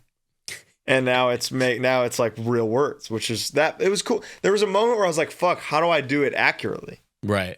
And then I realized kind of the whole point of this is to decide how to do it. Yeah. Totally. Which was nice. Bullet is my favorite Misfits song. That's my number one. And you sing on it and I sing on it. And it's awesome. Very funny. Very funny. That was very fun to do. Couple things didn't make it that we originally had planned. Okay. Like there's a couple songs that I would have wanted on this one instead of. I won't say because we've got plans. We've got plans. Good. Yeah. Some that'll be happening sooner than you think. Oh. But it's just like as like a bonding thing to do with your brother and 2 of your best friends. You know. Yeah. It just brings us closer every year, and we spend a month together. It's beautiful. Which I guess we could do making a new record, sure, but this is easier. Yeah, it's truly just like the best experience. We looked forward to it all year, and we hope you enjoyed the record. You can't buy it anymore; it's gone. Which also, I love that. That's some real Fiend Club shit, you know? Absolutely. Like, it's gone now. there's a couple. There's however many people bought it, you've got it. Nobody else will. I have possibly the most important piece of trivia pertaining to you and me that I've ever discovered. Did you know, Colin, that Santa Claus, as we know him today, from his characteristics, his outfit, what he does is because of the Coca-Cola Company? I did know that, Bo. Fuck! Isn't that unbelievable? It's unbelievable that I never knew that, because I was thinking to myself at one point, well, how can they just use Santa? Surely like Disney owns Santa or something, like. I mean, at this point, it's probably public domain. Right, and it is. But Coca-Cola invented Santa as we know him. St. Nicholas, real guy. St. Nicholas, real guy, and then whoever the chimney sweep person is, real guy. Right. And they kind of combined them into one thing. But the reason he wears Coke red and not crimson red like Scott Calvin is because of Coca-Cola. That's right. When I figured, God damn it, I've been sitting on this thinking I was going to blow your hat. No, I've known this my whole life. Son of a bitch. Yeah, man, that's why, like, when it's Christmas time, dude, I'm cracking up a Coke. And I'm cracking open a Coke, and I've never, before I knew, I didn't know why. Wow. Two things are very synonymous with Christmas time for me, and that is the milk chocolate Lindor truffle, which is red and white, and Coca-Cola, which is red and white. Something else I was thinking of, and something I know you'll agree with. This country does a lot of things. It does a lot of fucked up things. It has a lot of sordid history. But one thing... We're in it, right? We're in some of it right now. 100%. Yes. One thing that we do right, that the whole world can kiss our asses over, and I mean that, is Halloween. Oh, 100%. That is ours. No, 100%. And it may have touring overseas during Halloween is so fucking depressing. It may have overseas pagan roots. And that's fine. I understand that. And obviously, whatever. No. They can have Samhain. Yeah. We'll take Halloween, baby. You can. Yeah, absolutely, dude. In some of these little towns, things are, pumpkins are out. The leaves are falling. I am so excited for Halloween. Yeah. This is the best time of the year, dude. I started watching horror movies like for my annual kind of rewatch through on like August 15th. Yeah. I watched probably 3 a day since. It's the one thing I think we can unanimously agree that this country does right. Halloween. And hardcore punk music. Dude, let's go. And hey, Misfits. And the fucking Misfits, baby. Yeah, it's really beautiful. It brings people together, and people get creative and do fun things. Mm-hmm. And dude, a little bit of mischief. Oh, come on! There's nothing better. There's nothing better than just like I knocked a trash can over. I know, and then going to see your friend a little later. The only other thing I have in my note that we haven't talked about so far is I just wrote the word Jerusalem. And the reason I did is because I realized that the town named Salem has to come from Jerusalem. How about that? Well, how did you have you ever seen the movie Salem's Lot? Yeah, but I probably just forgot that. Yeah, I literally Jeru is like crossed out on the sign. Well, of course it is. That makes total sense. But I literally read it as we were driving one night because there was a sign pointing to a Jerusalem wherever. And I went, that's got to be. And that was it. I would love it if that's not the origin and this was like a 30% right Professor Bo moment. Yeah, totally. But I think that it has to be. I mean, it is in Stephen King's Salem's Lot. So to Stephen King, that's where it came from. So it's good enough for me. It's good enough for the Hat Man, I'll tell you what. So I guess it's time to go through the old Discord here. Perfect. Let's check some stuff out. Favorite lesser known horror movie? Would you call The Game? That's not a horror movie, is it? Suspense. Okay. That's a thriller. What do you got?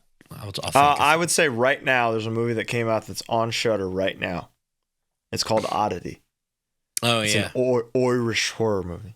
Brody loves it. It scared the fucking dickens out of me. So if you like getting the dickens scared out of you, like for real, like there was a moment where you like know a scare is coming, and it still gets you. Really? So if you're seeking that feeling right now, go watch Oddity. Get back to me. Wow. Favorite Halloween activity as an adult? Pumpkin patch is pretty good. See, I haven't carved a pumpkin this year, and it's making me homicidal. Okay. I'm actually fucking dying. Do you eat the pumpkin seeds? No, I'm not. I'm not Really? a pervert. No, I'm just kidding. But no, I don't. I wash them, I bake them, throw some salt on them, and then you watch a scary movie while you're eating pumpkin seeds. It's the best. I mean, that sounds fun, but I don't want pumpkins growing inside me. That's insane. My favorite Halloween activity as an adult would have to be what we're doing right now. yeah, it's pretty ridiculous. This is outstanding. But you know what I can't wait to do? Is to one day own a home where I can give candy out to trick-or-treaters. Yeah. Not really a thing in Van Nuys, I'll tell you that much. Yeah. It sucks. Dude, trick-or-treating and sweating? Oh, it's. I mean, they trick or treat, but like not in my neighborhood. You know? I got you. Yeah. There's a couple like historic trick or treating neighborhoods in LA. Okay. Yeah. That like every kid goes to. Cool. And there's like full size candy bars and all, and the works. Pretty. Where I grew up, it was like, I mean, it's Haddonfield, Illinois. You know what I mean? Like it's trick or treat. My childhood in Connecticut was very similar. There you go. Where like I'm trick or treating for hours. Yeah. Do you every remember, house, their home. Do you remember like trick or treating in the snow? Oh yeah. That's what's crazy to think about. Is like it's dude, there were historic blackouts. Yeah. During Halloween. And it's going to be 80 degrees here tomorrow. Really? Which is the 29th of October. It's going to be 80 in Chicago. It's fucked up. It's cold. It's hot right now. Hot. It's cold here. Yeah, I don't know what's going on. Or cold being like 71. Let's see. Sure. Tomorrow it's going to be 70. It's going to be 80. The Hat Man wins again. All right. Worst Halloween candy? Peanuts, probably. Peanuts? Like circus peanuts? Oh, I never got those. Oh, yeah. Dude, we grew up poor. When my mom would run out of candy, she's handing out pennies, brother. I mean, that's like, I would get a penny, I'd be like, I really appreciate that this lady tried. She tried. For sure. I'm not a like fruit candy guy. I'm with you. I don't want a Jolly Rancher. Give me a fucking Milky Way. Give me a Twix. Yeah. Give me a Kit Kat. Yeah. Oh, even an M&M. Dude, the Kit Kat like snack size is the perfect. It's perfect. It's perfect. Yeah, I fully agree. But I really hate an Almond Joy. Oh, interesting. I love Almond Joy. See, that's interesting. What sucks is you can't find the little Charleston Chews anymore. Those are so good. Oh my God, Charleston Chews, crazy. Do you freeze them? I mean, yeah, you'll fucking damn near break your shit off, but yeah. But it's so worth it. Yeah. Looks like my fucking nose. Let's see. Favorite Halloween costume as a kid or Halloween memory? I remember it being so cold and I'm being young that my dad like drove with us as we were trick-or-treating. Like as we were walking, my dad was in the car with the heat on, but he wore a Frankenstein mask to, stay in the spirit. That's a fond memory for me. That's nice. Yeah, it was nice. Costume. Oh, I wanted to be a bat one time. I didn't want to be Dracula. I wanted to be a bat. So I was a bat. And that was really cool. Just had wings. I was just a bat. Beautiful. Yeah. I was a nun in high school one year, and it was like a wild hit. Yeah, was it controversial? Kinda, but it was in the year. Somebody in the yearbook liked it, so they put that nun everywhere. Holy shit! Wow, it was lit.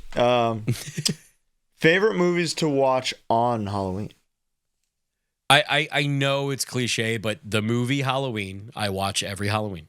It's fair. And here's another one that's kind of left field: To Kill a Mockingbird. Interesting. It ends on Halloween. That's like the It's a Wonderful Life of Halloween movies. It kind of is, but it's just like my dad and I used to watch it when I was a kid, and we used to eat the pumpkin seeds, and it's just like very hyper nostalgic for me. I can hear the score, It's Beautiful. very. What about you? I think for me recently, Trick or Treat has like not only entered my Halloween lexicon, but like exploded it. Yeah. I can't get enough of this movie. Really? It's unbelievable, dude. I've only seen it once. I think you should rewatch it. The fucking bus crash segment is so goddamn good. Huh. So to me, on Halloween Day, I will be watching Trick or Treat. Are you a Terrifierman? I'm not. I'm really happy for it. Yeah, right. Like, it's awesome. Because, like, its success is the biggest positive thing for the genre. Totally. For unrated movies in general. The fact that an unrated, no-budget movie made $50 million is insane. I wonder if they'll... I read that they're going to make a part 4, and it'll be kind of the end of Art. But wouldn't it be interesting if they got to do a thing where Art is kind of the hero, a la Saw 10, you know? I mean, John Kramer's the protagonist the whole time. Okay. He's never... What's so awesome, dude, my favorite John Kramer line ever in, like, Saw 4, after he's already murdered a bunch of people, is he goes, I don't condone murder. It's so awesome. I don't condone murder. I just put reverse bear traps on humans' heads. So awesome. Oh, he's incredible. Saw, there's no bad Saw movies, by the way. I'm just going to get that out there. I think they're all incredible.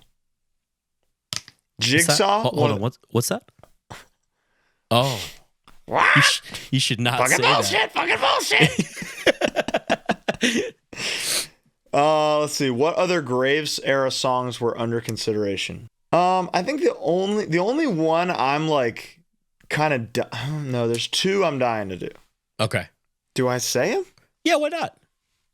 Dust to Dust is an incredible song. Unbelievable track. The backup is like Dust to Dust. And from American Psycho, the song Speak of the Devil. Oh, that's a deep cut. Banger, dude. Speak of the devil, oh, speak. Banger. I mean, Scream rocks, Dig Up Her Bones rocks. I'm not much of a Scream guy. Dig Up Her Bones is obviously great. Scream is, I think, the first Misfits song I ever heard. Interesting. And I don't think I liked it. Helena was one of the first ones I heard, which I also love. That was a LimeWire. Yeah, oh yeah. Yeah. My deep cut pick is Fiend Club. A song, the dance beat, fucking awesome. That's a great song. I love that song. And that's like writing fucking the song Age of Quarrel. Wishes, you know? Dude, we mosh and we fall. We're one and for all. Like, there's cool little, like, it's fun. It's Preaching the choir here. Yeah. Scariest concept you can conceive for a horror film. You're in a room with a locked door, and the floor is a treadmill made out of sandpaper. End. Mine is called Sound Check. And you're 2 of 4. It's you're 2 of 4. Your name's Bo. And you're in hell. Hell is... okay. Did anybody need anything else on the monitor? Yeah, can I get kick and snare? Intro coming in 30. Based standing like this for the rest of your life? Based on true events. Never comes. Oh. Favorite whoa moment in any Misfits song? I'm going to hit a Danzig song, and it's Under Her Black Wings. Oh. It's perfect. It's perfect. But I guess if we're doing a Misfits song, is there one in Ghouls Not Out? No. Hatebreeders. Hatebreeders is pretty good. Hatebreeders is way up. Because that's like... thinking about him consciously writing that, you know, is like, and then we're gonna go whoa, and having to teach that to a group of idiots, is fucking awesome. And there is a whoa, all I want, Astro Zombies. That's because there's points in that where he's harmonizing it. Yep, and it's so awesome. He's a genius. I love the Martian ones. Yeah. Because they're a little different every time. It goes, whoa, whoa. And then sometimes it's whoa. And sometimes it's whoa. And it's different every time. Awesome. Great and they nail it every time. Yeah. It's so good. I love the Martian ones. Top horror spooky movies of the year so far. This is all you. I haven't seen a one. I saw Smile 2 last night, and I described it as excruciating, and I loved it. Oh, I don't think I liked it as much as the first one. Mm-hmm. But let's see. What have I watched this year? To me, Oddity really takes it so far. And then Exhuma, the Korean movie, is outstanding. Real shit. How do you guys cope? How do I cope? Yeah, I take a ton of Benadryl. Take a look at this, buddy, and take a wild fucking guess. I cope genuinely by reminding myself that most of the shit I worry about is in my head. Like, it's a mantra. It's like, like today, for example, running late today and like hustling to get back here and having to reschedule something that we're doing and blah, blah, blah. I'm sweating bullets. Like and I'm assuring you like it's okay. Yeah. But I'm like, it is destroying me. And I have to tell myself, it's fine. Everything's fine. Okay. That's how we're all right. How is Bo liking the quad Cortex? I'm really interested in this because I just got mine's on the way. Excellent. And I want to learn. So I think the quad Cortex and go ahead and say the example that Isaac hit you with. It's the Apple of amp sims. And it is. It works really well. The user interface is outstanding. There's a cloud network. There's a way to share presets. There's ways to back up and save to the cloud. There's all this, like, all the bells and whistles are amazing, but what it really comes down to is the function, obviously. And on this tour, I had 0 problems the entire time. And is that normal, you having 0 problems? Yes. However, when we were in Europe, there were 2 times where it froze on one preset, and I couldn't make it stop without unplugging and plugging back in. And if you're hooked up to XLR, which then takes several minutes to restart, right? Takes about 1.5 to 2 minutes. And if you're now, plugged what in, did that heat or some kind of software issue? That had to be a software issue because I was in plenty hot before and after on tours and never had it. So I think it was this particular update that they've since fixed. And the thing is if you're plugged into XLR or a speaker cable in through a power amp and you turn it off on, you're gonna, so it's like sucks. It sucks. Yeah. And that was, you called it a stupid computer one time in our group chat. And it was like, fuck yeah, this thing is annoying. And like, this can't keep happening. And I'm happy to say that it didn't. And there were 3 other quad Cortexes on the tour and no one else had a problem either. And 0 issues. All on the same update. The way it works just makes perfect sense. And once you're kind of fluent in the language that it's in, it's like, sky's the limit. Do you need to update it like every single day? No. God, no. I updated it once. I follow, one of the Twitter accounts and it'll just say like, blah, blah, blah, it's not live. And I'll go, okay, I'll give it a week or 2 to make sure there's no major issues. Just like an iPhone.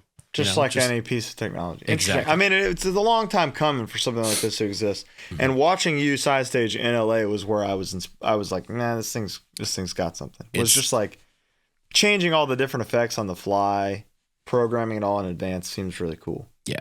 It's awesome, man. You're going to love it. I'm excited to dive into it with you. Genuinely. I'll be in touch. Number 1 costume you'd make if you had a full team behind you helping create it. Oh, that's a great question. I mean, honestly, fucking Jack Sparrow is not too far off. You know what I mean? I could do this. But I don't know, like maybe a really good Frankenstein's monster. Like a good that'd be fun. I've always loved the monster. I think he looks dope. Sharp blazer. How about you? I mean, if I could be like Jabba the Hutt, like a full size, for real Jabba the Hutt, just slithering give me your around. Best Jabba laugh. Oh. It's pretty good. Uka luka nipo pinchi. Pretty fucking good. Here's the thing. My wife is kind of secretly a 1-woman team. So we'll see if I can pull off this costume I'm trying to do for today. Halloween. Yeah, right. check out Colin's socials right now, and you'll see if I pulled it off. Yeah. Hatebreed track that never gets old live. Dude, I'll tell you one that I have a new appreciation for is Driven by Suffering. The fucking like that ring out. Suffering. Dude, holy shit. It hits so hard. Yeah. So that's my new pick. Other than that, the proven riff is... Oh, it's an all-time. One of the greats. It's one of the greats. Here's an interesting question. I don't know if I know this answer for you. What is your favorite scary movie? Would you consider Scream a scary movie? Yeah, I mean this question is in Scream a billion times. Okay, great. What's your favorite scary movie? I love the fourth wall satirical shit in Scream. It makes it interesting to me. I don't like watching people suffer for entertainment. Like I really don't. I don't care if it's a movie. It's difficult for me. I don't enjoy it, you know. So I don't watch movies as much as I would like to anyway. And of all the genres, horror, like actual horror, is probably amongst the least. And it sucks because it's having such a boom. I like to stay current, so I'll fucking go on Wikipedia and read the plot list, so I don't have to, or the plot, so I don't have to watch the atrocities. Shame. I know, I get it, but yeah, I love Scream, and it also came out when I was like 10 or something. Like, it was scary the first time I saw it. Yeah, like, no, it still is. Some what parts, happens to Drew? And I like the whole franchise, really. Yeah, same. But the beginning with Drew Barrymore was like shocking. You know, it was. Oh, because she was a producer on the movie. She was top billed. Nobody knew she was. That was like a groundbreaking thing. She's on the cover. You know what I mean? Like every piece of art for it. It's crazy. It's so it's cool. Genius. So cool. What about you? Mine is probably, at the end of the day, I think The Thing is probably my second favorite movie of all time. Okay. I think in after terms Ratatouille. of like scare. What'd you say? After Ratatouille. No. Caddyshack's number one. Oh yeah, that's right. Ratatouille is the best animated movie. Period. Yeah, sure. I think in terms of scary, mm-hmm. The Exorcist and The Exorcist 3 are way up there for me. Mm-hmm. Like I could watch those every day. The Exorcist is probably the scariest movie. I agree, and it's also like it's this thing now that I watch and I just think like this is fucking perfect. It's just crazy. a comfort movie. Yeah. Oh yes. Many things about Twitchfits I forgot to mention. Pete Morsi of 100 Demons doing backups pretty much the entire time. So cool. And that was the thing where we recorded this. We recorded the music the 13th. We recorded I think we did the second guitar day the next day. Mm-hmm. We did the vocal little touch up and woes day the next day. Okay. And Pete did his vocals the next day. You sent your thing in the next day. It was on streaming 2 or 3 days later. Yeah. We do it. We try to keep this very fast because it's it's while we're practicing for the show. Wow. And this year we wanted people to hear it before the show. Wow. Which we didn't do last year. Brody's son Dante is the young innocent voice you hear on Mommy Can I Go Out and Kill Tonight. And that was just a cool special thing because that's his first, that will live in eternity as his first music credit. So sick. So if this is an avenue he decides to pursue, he gets to do that. That's awesome. Taylor mixed it in a single day. Artwork by Chris Watts we've had for 9 months ready to go. I love the cover. The back is unreal. Yeah. The Walk Among Us back. So we were just gonna throw up the track list on the back, and then Richie and I had the idea a week before of what if we really just blow this thing out? Yeah. And I think I didn't get the final file until an hour before I posted it. Holy shit. So it's all done very fast. Yeah. Pretty cool. Favorite cheesy or bad horror movie? Bad horror movie. Oh, I like Freddy vs. Jason. I would say that's an objectively cheesy horror movie. Yeah. But I 100%. like it. You know what I mean? I think it's fun. It is fun. Mine, I've said it before on here, but Sleepaway Camp I genuinely love. And it's campy for sure. Yeah. It's full bad, and I love it. Any plans for Jersey Twitchfits show next year? Can't say. What's your favorite specific part of 60s culture? 60s culture. The counter. Growing up, being a punk kid, being a straight edge kid, you hate hippies. It's just fucking hippies. There was a moment where the hippies were awesome and where they were really onto something. You know what I mean? When in the truest sense, it was anti-war, anti-Vietnam. It was very communal. It was very music and love and peace. And like, as silly as it is to say, that is awesome. Yeah. The Woodstock documentary that's like 4 hours long that's probably my favorite thing to come out of the 60s. And then counterbalance it with Gimme Shelter, the Altamont thing with the Rolling Stones, with Hell's Angels and the murder and everything that happened. You kind of A/B it with that, and you see when the 60s die in a lot of people's minds, at least musically. Mm-hmm. That's probably my favorite thing about it. It's a great answer. Thank you. Luke said, I'd really like to ask about the Twitchfits merch process of designing it and seeing through to holding it. Oh yeah. Cause I think there was like something about it that felt weird for us to just like, even just putting Twitchfits on a shirt is like something we were unsure about doing to begin with. Yes. Now I think it worked, and I do think it's cool. That's why I was like I prioritized the jacket and the mask, because it's like I want, if I'm too worried about merch, I want to make collector's items. Got it. Like these things that'll only be made once, that you look at and go, this is insane. How did they do this? Yeah. Now the mask I need is it. Crazy. Yeah, rather than just like a tribute or a rip-off shirt, which we did do, and they're very fun. Best Halloween shenanigans story. I just typically smashing pumpkins and Smashing Pumpkins, eggs, TP. taking the whole bowl of candy, being a little fucker. Never got caught neither. Never, not once. But yeah. When did Casey move to a 5-string? That's a great question. KublaCon.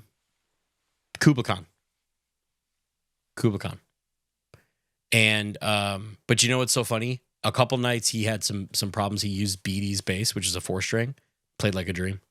Of course. Yeah, so it's a Jackson. It's his signature. But there was a belief that, well, a 5-string will handle the low B a lot better. So he started playing that, and then he played one of Beatty's signature ones. It's like, nope, that one does it great. So it's a little tricky, but yeah, earlier this year. Gotcha. Who do you think would win in a fight? Oh, A vampire, a werewolf, Frankenstein's monster, or a mummy?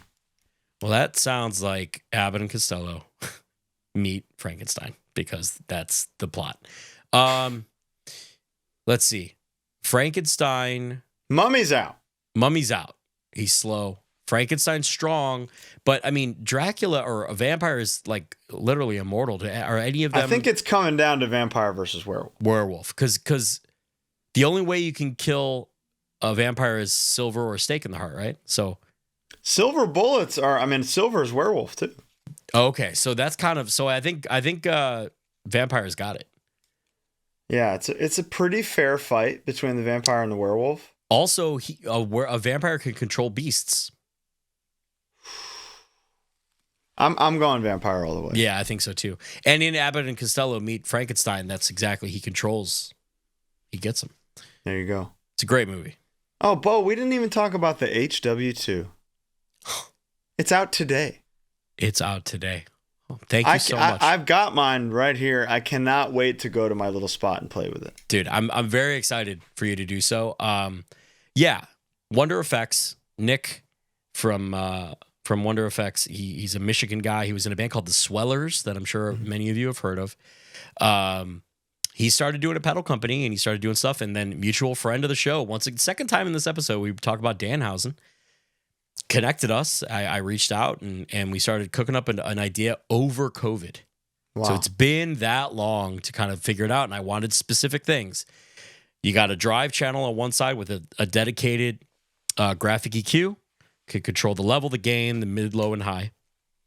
And then the other side, and then there's a presence knob that controls all of that. And on the other side, you have an HM2 circuit that's dialed in to where it sounds good. And then with a blend knob where you can get more or less of that.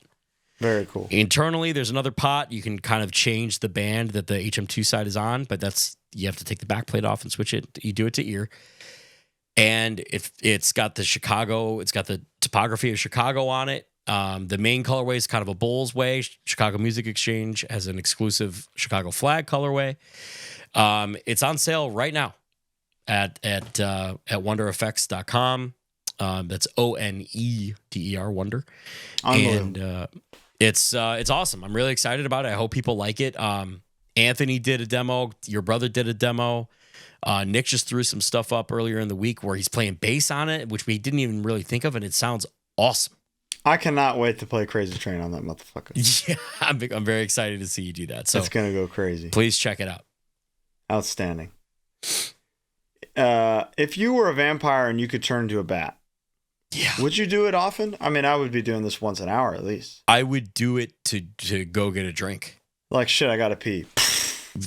Dude, I actually thought I'm so tired. I thought for a second I was going to see bats. You're like, where are the fucking bats? Why the zoom effects aren't working? No, I would do it all the time. You kidding me? Outstanding.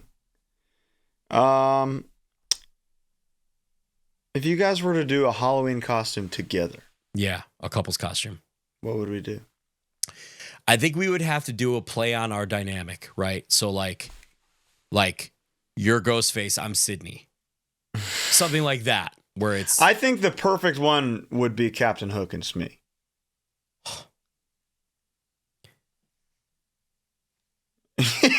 Smee's me. Smee's me. Holy shit! Get off your ass, dude. I can't believe I didn't think about that. Don't try to stop me. Don't try to stop me. Smee, try to stop me. Get over here and try to stop me, dude. Smee, try to stop me. Unbelievable. I would do that in a heartbeat. Another good one would be Peter Pan in his shadow. I'm just in a void suit. Be pretty good. What was the worst thing you ate on tour? Oh, dude. Yeah, so something we didn't talk about was the first half or 3/4 of the tour were really good. I was going to the gym 5 times a week. I was killing it. Anytime Fitness, baby. And I was on top of it. But as soon as that back half started, I haven't been in the gym in over a week. And we ate so much fast food and like gas station hot dogs. It's actually crazy. Dude, you know how bad hot dogs are? Haven't we talked about this recently? Yeah. And I thought they were good. Yeah. They're terrible. No, they're like, it's kind of the worst possible thing. Mm-hmm. It's like literally more fat than protein. It's just calories. It's brutal, dude. Denseness. Lips and assholes. Ate a lot of like Bojangles and Arby's. A lot of Arby's. Pretty sick. Interesting. Arby's has a pumpkin pie turnover right now. That's fucked. Colin, do you have to change the way you sing to sing the Misfits songs? Not really. I think I'm 33, you know? I'm locked in. Yeah, you're kind of, right. Yeah. It took me a while. Also, you know, I know the songs and that helps. And again, like I said earlier, they lend themselves to singing them. Like you're excited about it. It's like doing karaoke where you're going to do the voice no matter what.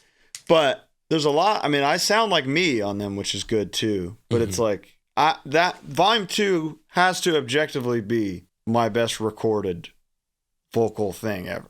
Oh, you think so? Interesting. I think so. Interesting. Just in terms of like me hearing it and never going like, ooh, that's bad. Yeah. I never feel that way, which is that I've never felt that.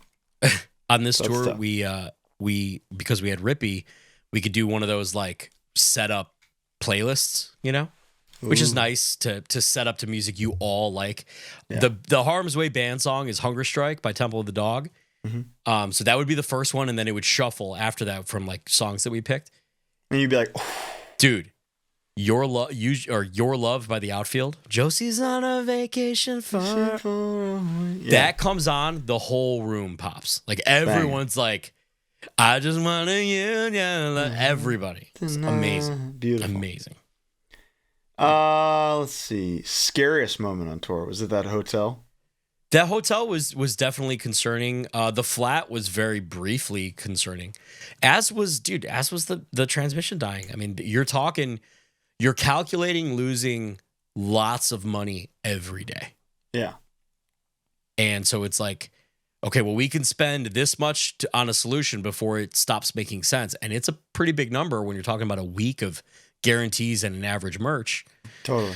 It's scary, man. And it's so scary in a different way, but scary nonetheless. Totally. Agreed. What were some other favorite costumes from the Twitchfits show? Oh yeah, who else did you see? I'll have Steven put in the top 5 from the set. Here's some footage of me saying what the top 5 were and the winner. Time for something very important. All night, we've been monitoring your costumes backstage. We looked at every single one. You wouldn't believe it.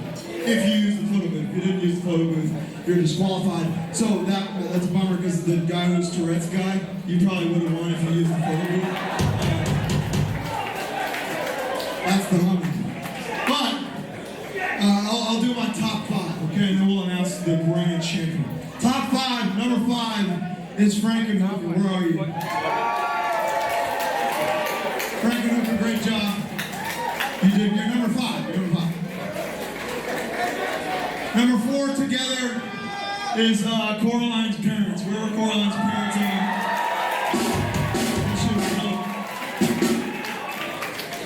Number 3, the twins that came as Ash Williams from Evil Dead and Ali G.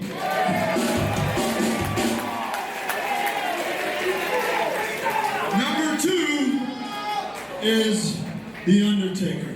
Where is he? Finally, an Undertaker that will fight for the rights of immigrants. And number 1, wherever he is, the number 1 winner of $138 cash, the X-Watch. Where are you, X-Watch?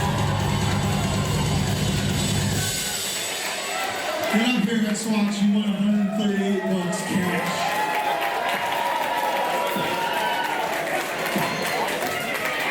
That's right.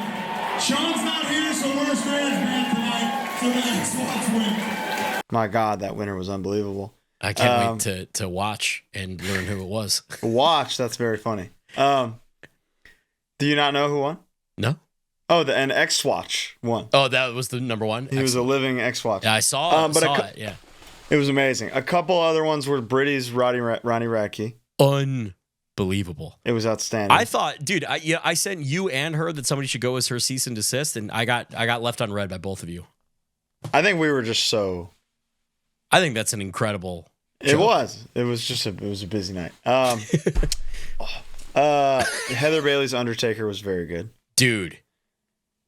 I respect her dedication to costume so much. Her Trent, her Sting, her Undertaker. Come on. I'm pretty sure the one she's doing this year is even more insane. Really? That went up today. Wow. Don't quote me. And then a guy came as Tourette's guy. Really? It was so good. It was he had a neck brace on and a Tony the Tiger shirt. That's pretty good. Incredible.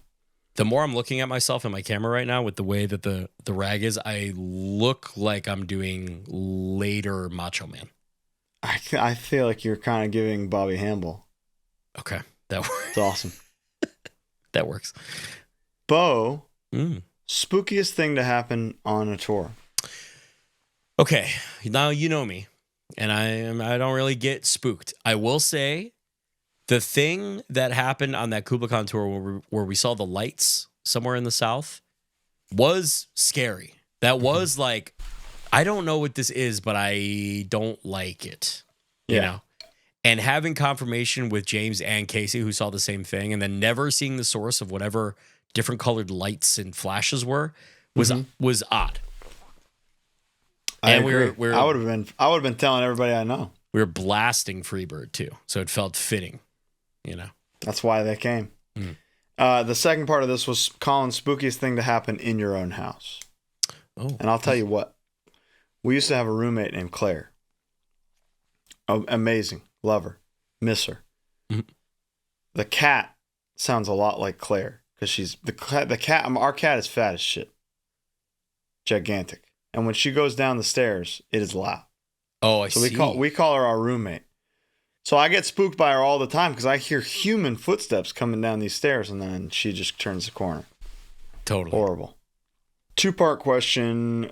Lots of love on the pod for AFI and the Misfits. What are your thoughts on other horror punk bands like Nerve Agents, Son of Sam, The Undead, etc.? I like Nerve Agents quite a bit. I didn't even know they would be considered of the same ilk, really. You know?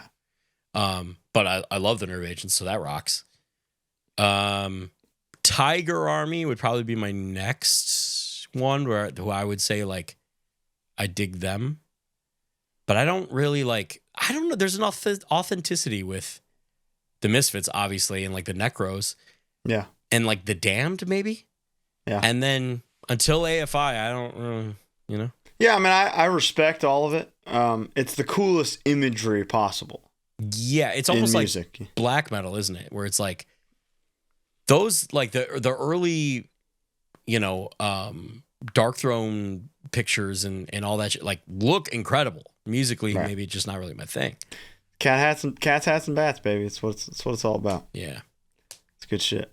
How much did you guys practice for Twitchfits 2?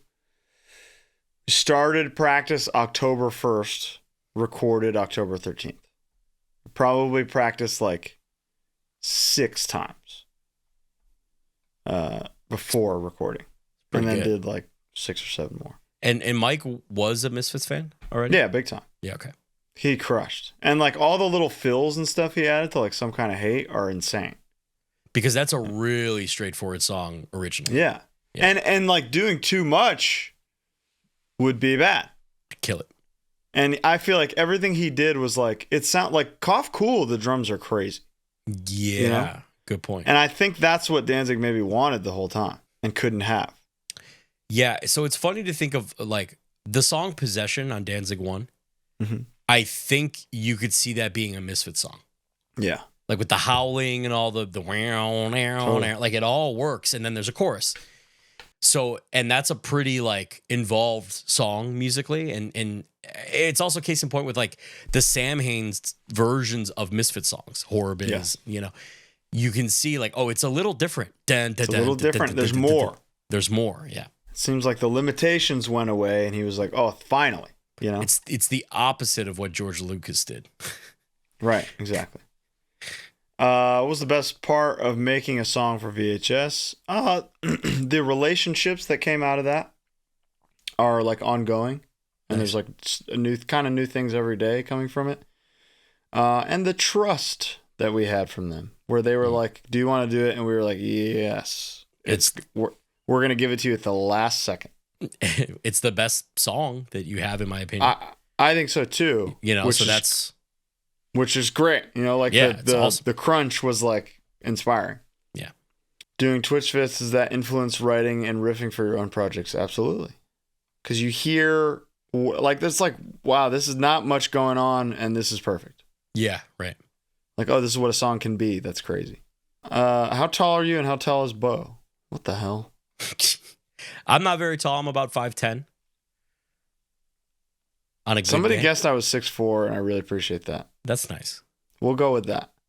He's not. Are you like 6'1"? 6'1". You're 6'1". Yeah. You know who's not super tall is Glenn Powell. Really? I guess he's my height, and like watching him on screen. Yeah. He feels 7 feet tall. It's funny. Harm's Way is a very short band, with the exception of Casey, who is your height. Yeah. I'm the tallest one, and I'm not a tall guy. It's just odd. I think that helps with the perspective for everybody on stage. It's true. Know? A little bit of muscle on a short guy. It's what goes we call perspective way. Manipulation. Yes, sir. It's good stuff. This is funny. Who is the Colin and Bo of your respective bands? Oh, Casey and Nick. For sure. Yeah. I don't know. I mean, for Twitching Tongues for a while, it was Sean and Anthony. And then it was Sean and Kale. Yeah. We'll go with that. Love it. That's a funny question. It is funny. Do we fuck with The Nightmare Before Christmas? This is interesting. I myself do not. But that is only because I don't like the clay animation. Like I respect it. I obviously think it's amazing, but ever since I was a kid, it kind of gave me the CBGBs for some reason. Like you're scared? It just like creeps me out in a way I don't enjoy. When was the last time you saw it? A long time ago, for sure. I genuinely think you should revisit it as an adult because I think you'll be blown away. The story is literally me. You need to watch it again. Well, here's my point. If Edward Scissorhands was clay animation and Nightmare Before Christmas was live action, I would love Nightmare Before Christmas and feel weird about, you know what I mean? I think you just got to try it. Yeah. Okay. It's like 80 minutes long. Yeah, I know. And then like I know the songs, I know the character, I know I like it. I don't like James and the Giant Peach creeps me out. Oh, I mean that's a scary movie. It's scary. Yeah. So I feel the same way. So but I think you should give it another shot. It's perfect. You're obviously a fan. Oh, I love it. Yeah. Love it. Hello, Mr. Colin. This is the last question. All right. Hello, Mr. Colin and Mr. Bo. Would you mayhaps be able to tell us your master killer of horror movies? Let's do 4 horror movies each. Okay. That we haven't talked about yet on this episode. Jesus. Okay. Halloween 2. Banger. Dude, I love the fact that it starts immediately after. And I think I read recently that he wrote it while he was super drunk. Yeah, he deeply regretted making Michael and Laurie related. Really? Yeah. Because that's revealed in the... I kind of like it. Does that bother you? I mean, it just takes away some of the fear of like this could happen to you. Totally. No reason, you know? I used to tell myself when I was afraid as a kid, I don't have a brother. Well, I mean, she didn't know she did either, but there was no like family history of like, oh, scary house or anything. Yeah, wait, did she know about? So her parents were killed? Yes. And she but she doesn't mention that in the first movie at all. No. Okay. Yeah. Halloween 2. Your turn while I scramble. Let's see. Master Killer. Interestingly, I'm gonna start with American Werewolf in London. Oh, great pick. True masterpiece, practical effects, pioneering, hilarious movie. Mm-hmm. Genuine, frightening. The transformation into the wolf is still one of the coolest things I've ever seen. Outstanding. Yeah, it's good. Would you consider The Witch? Yeah. Beautiful. I mean, that's like one of my favorite movies, but if that's in there, I'm all for it. I love that movie. Super atmospheric. I love the way from everything from the way they speak to having Native Americans walking into the camp as they're leaving, looking back at them like fucking crazy. Mm-hmm. Like there's just a ton of little stuff. And I love a movie with a payoff. I look a little bit like Black Phillip right now, to be honest with you. And I just love it. I love that movie. I talk about it all the time, but I love it. My next one, since I can't say The Thing and I can't say The Exorcist and I can't say The Exorcist 3, I will say Nightmare on Elm Street 3, Dream Warriors. Whoa. Perhaps the most 80s movie ever made. Yeah. It's like a superhero movie. Oh, really? You ever seen it? I probably not. No, probably not. It's Patricia Arquette's first movie. Oh, okay. She's locked in a psych ward with a bunch of other teens who are seeing Freddy in their dreams. Horrible. And she has the power to bring people into her dreams. Whoa. So she discovers, because Nancy from the first one is a psychologist now. Mm-hmm. So she's the only doctor in this facility that believes her.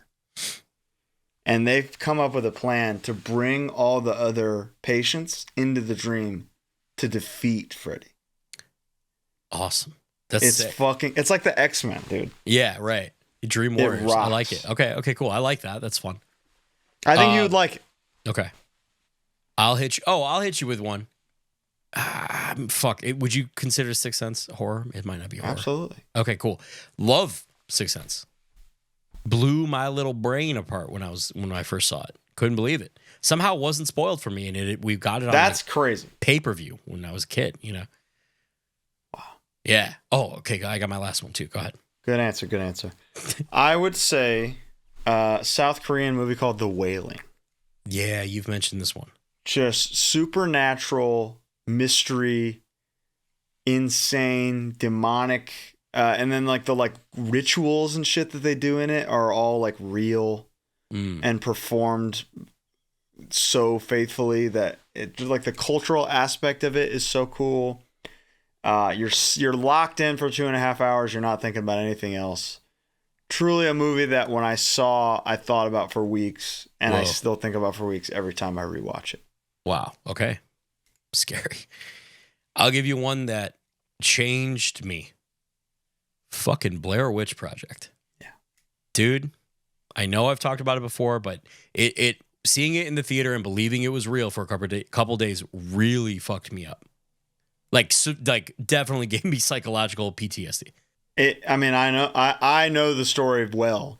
Yeah. Because of how long it has lingered within you. It's the scene of Mike standing in the corner at the end, which they added in later.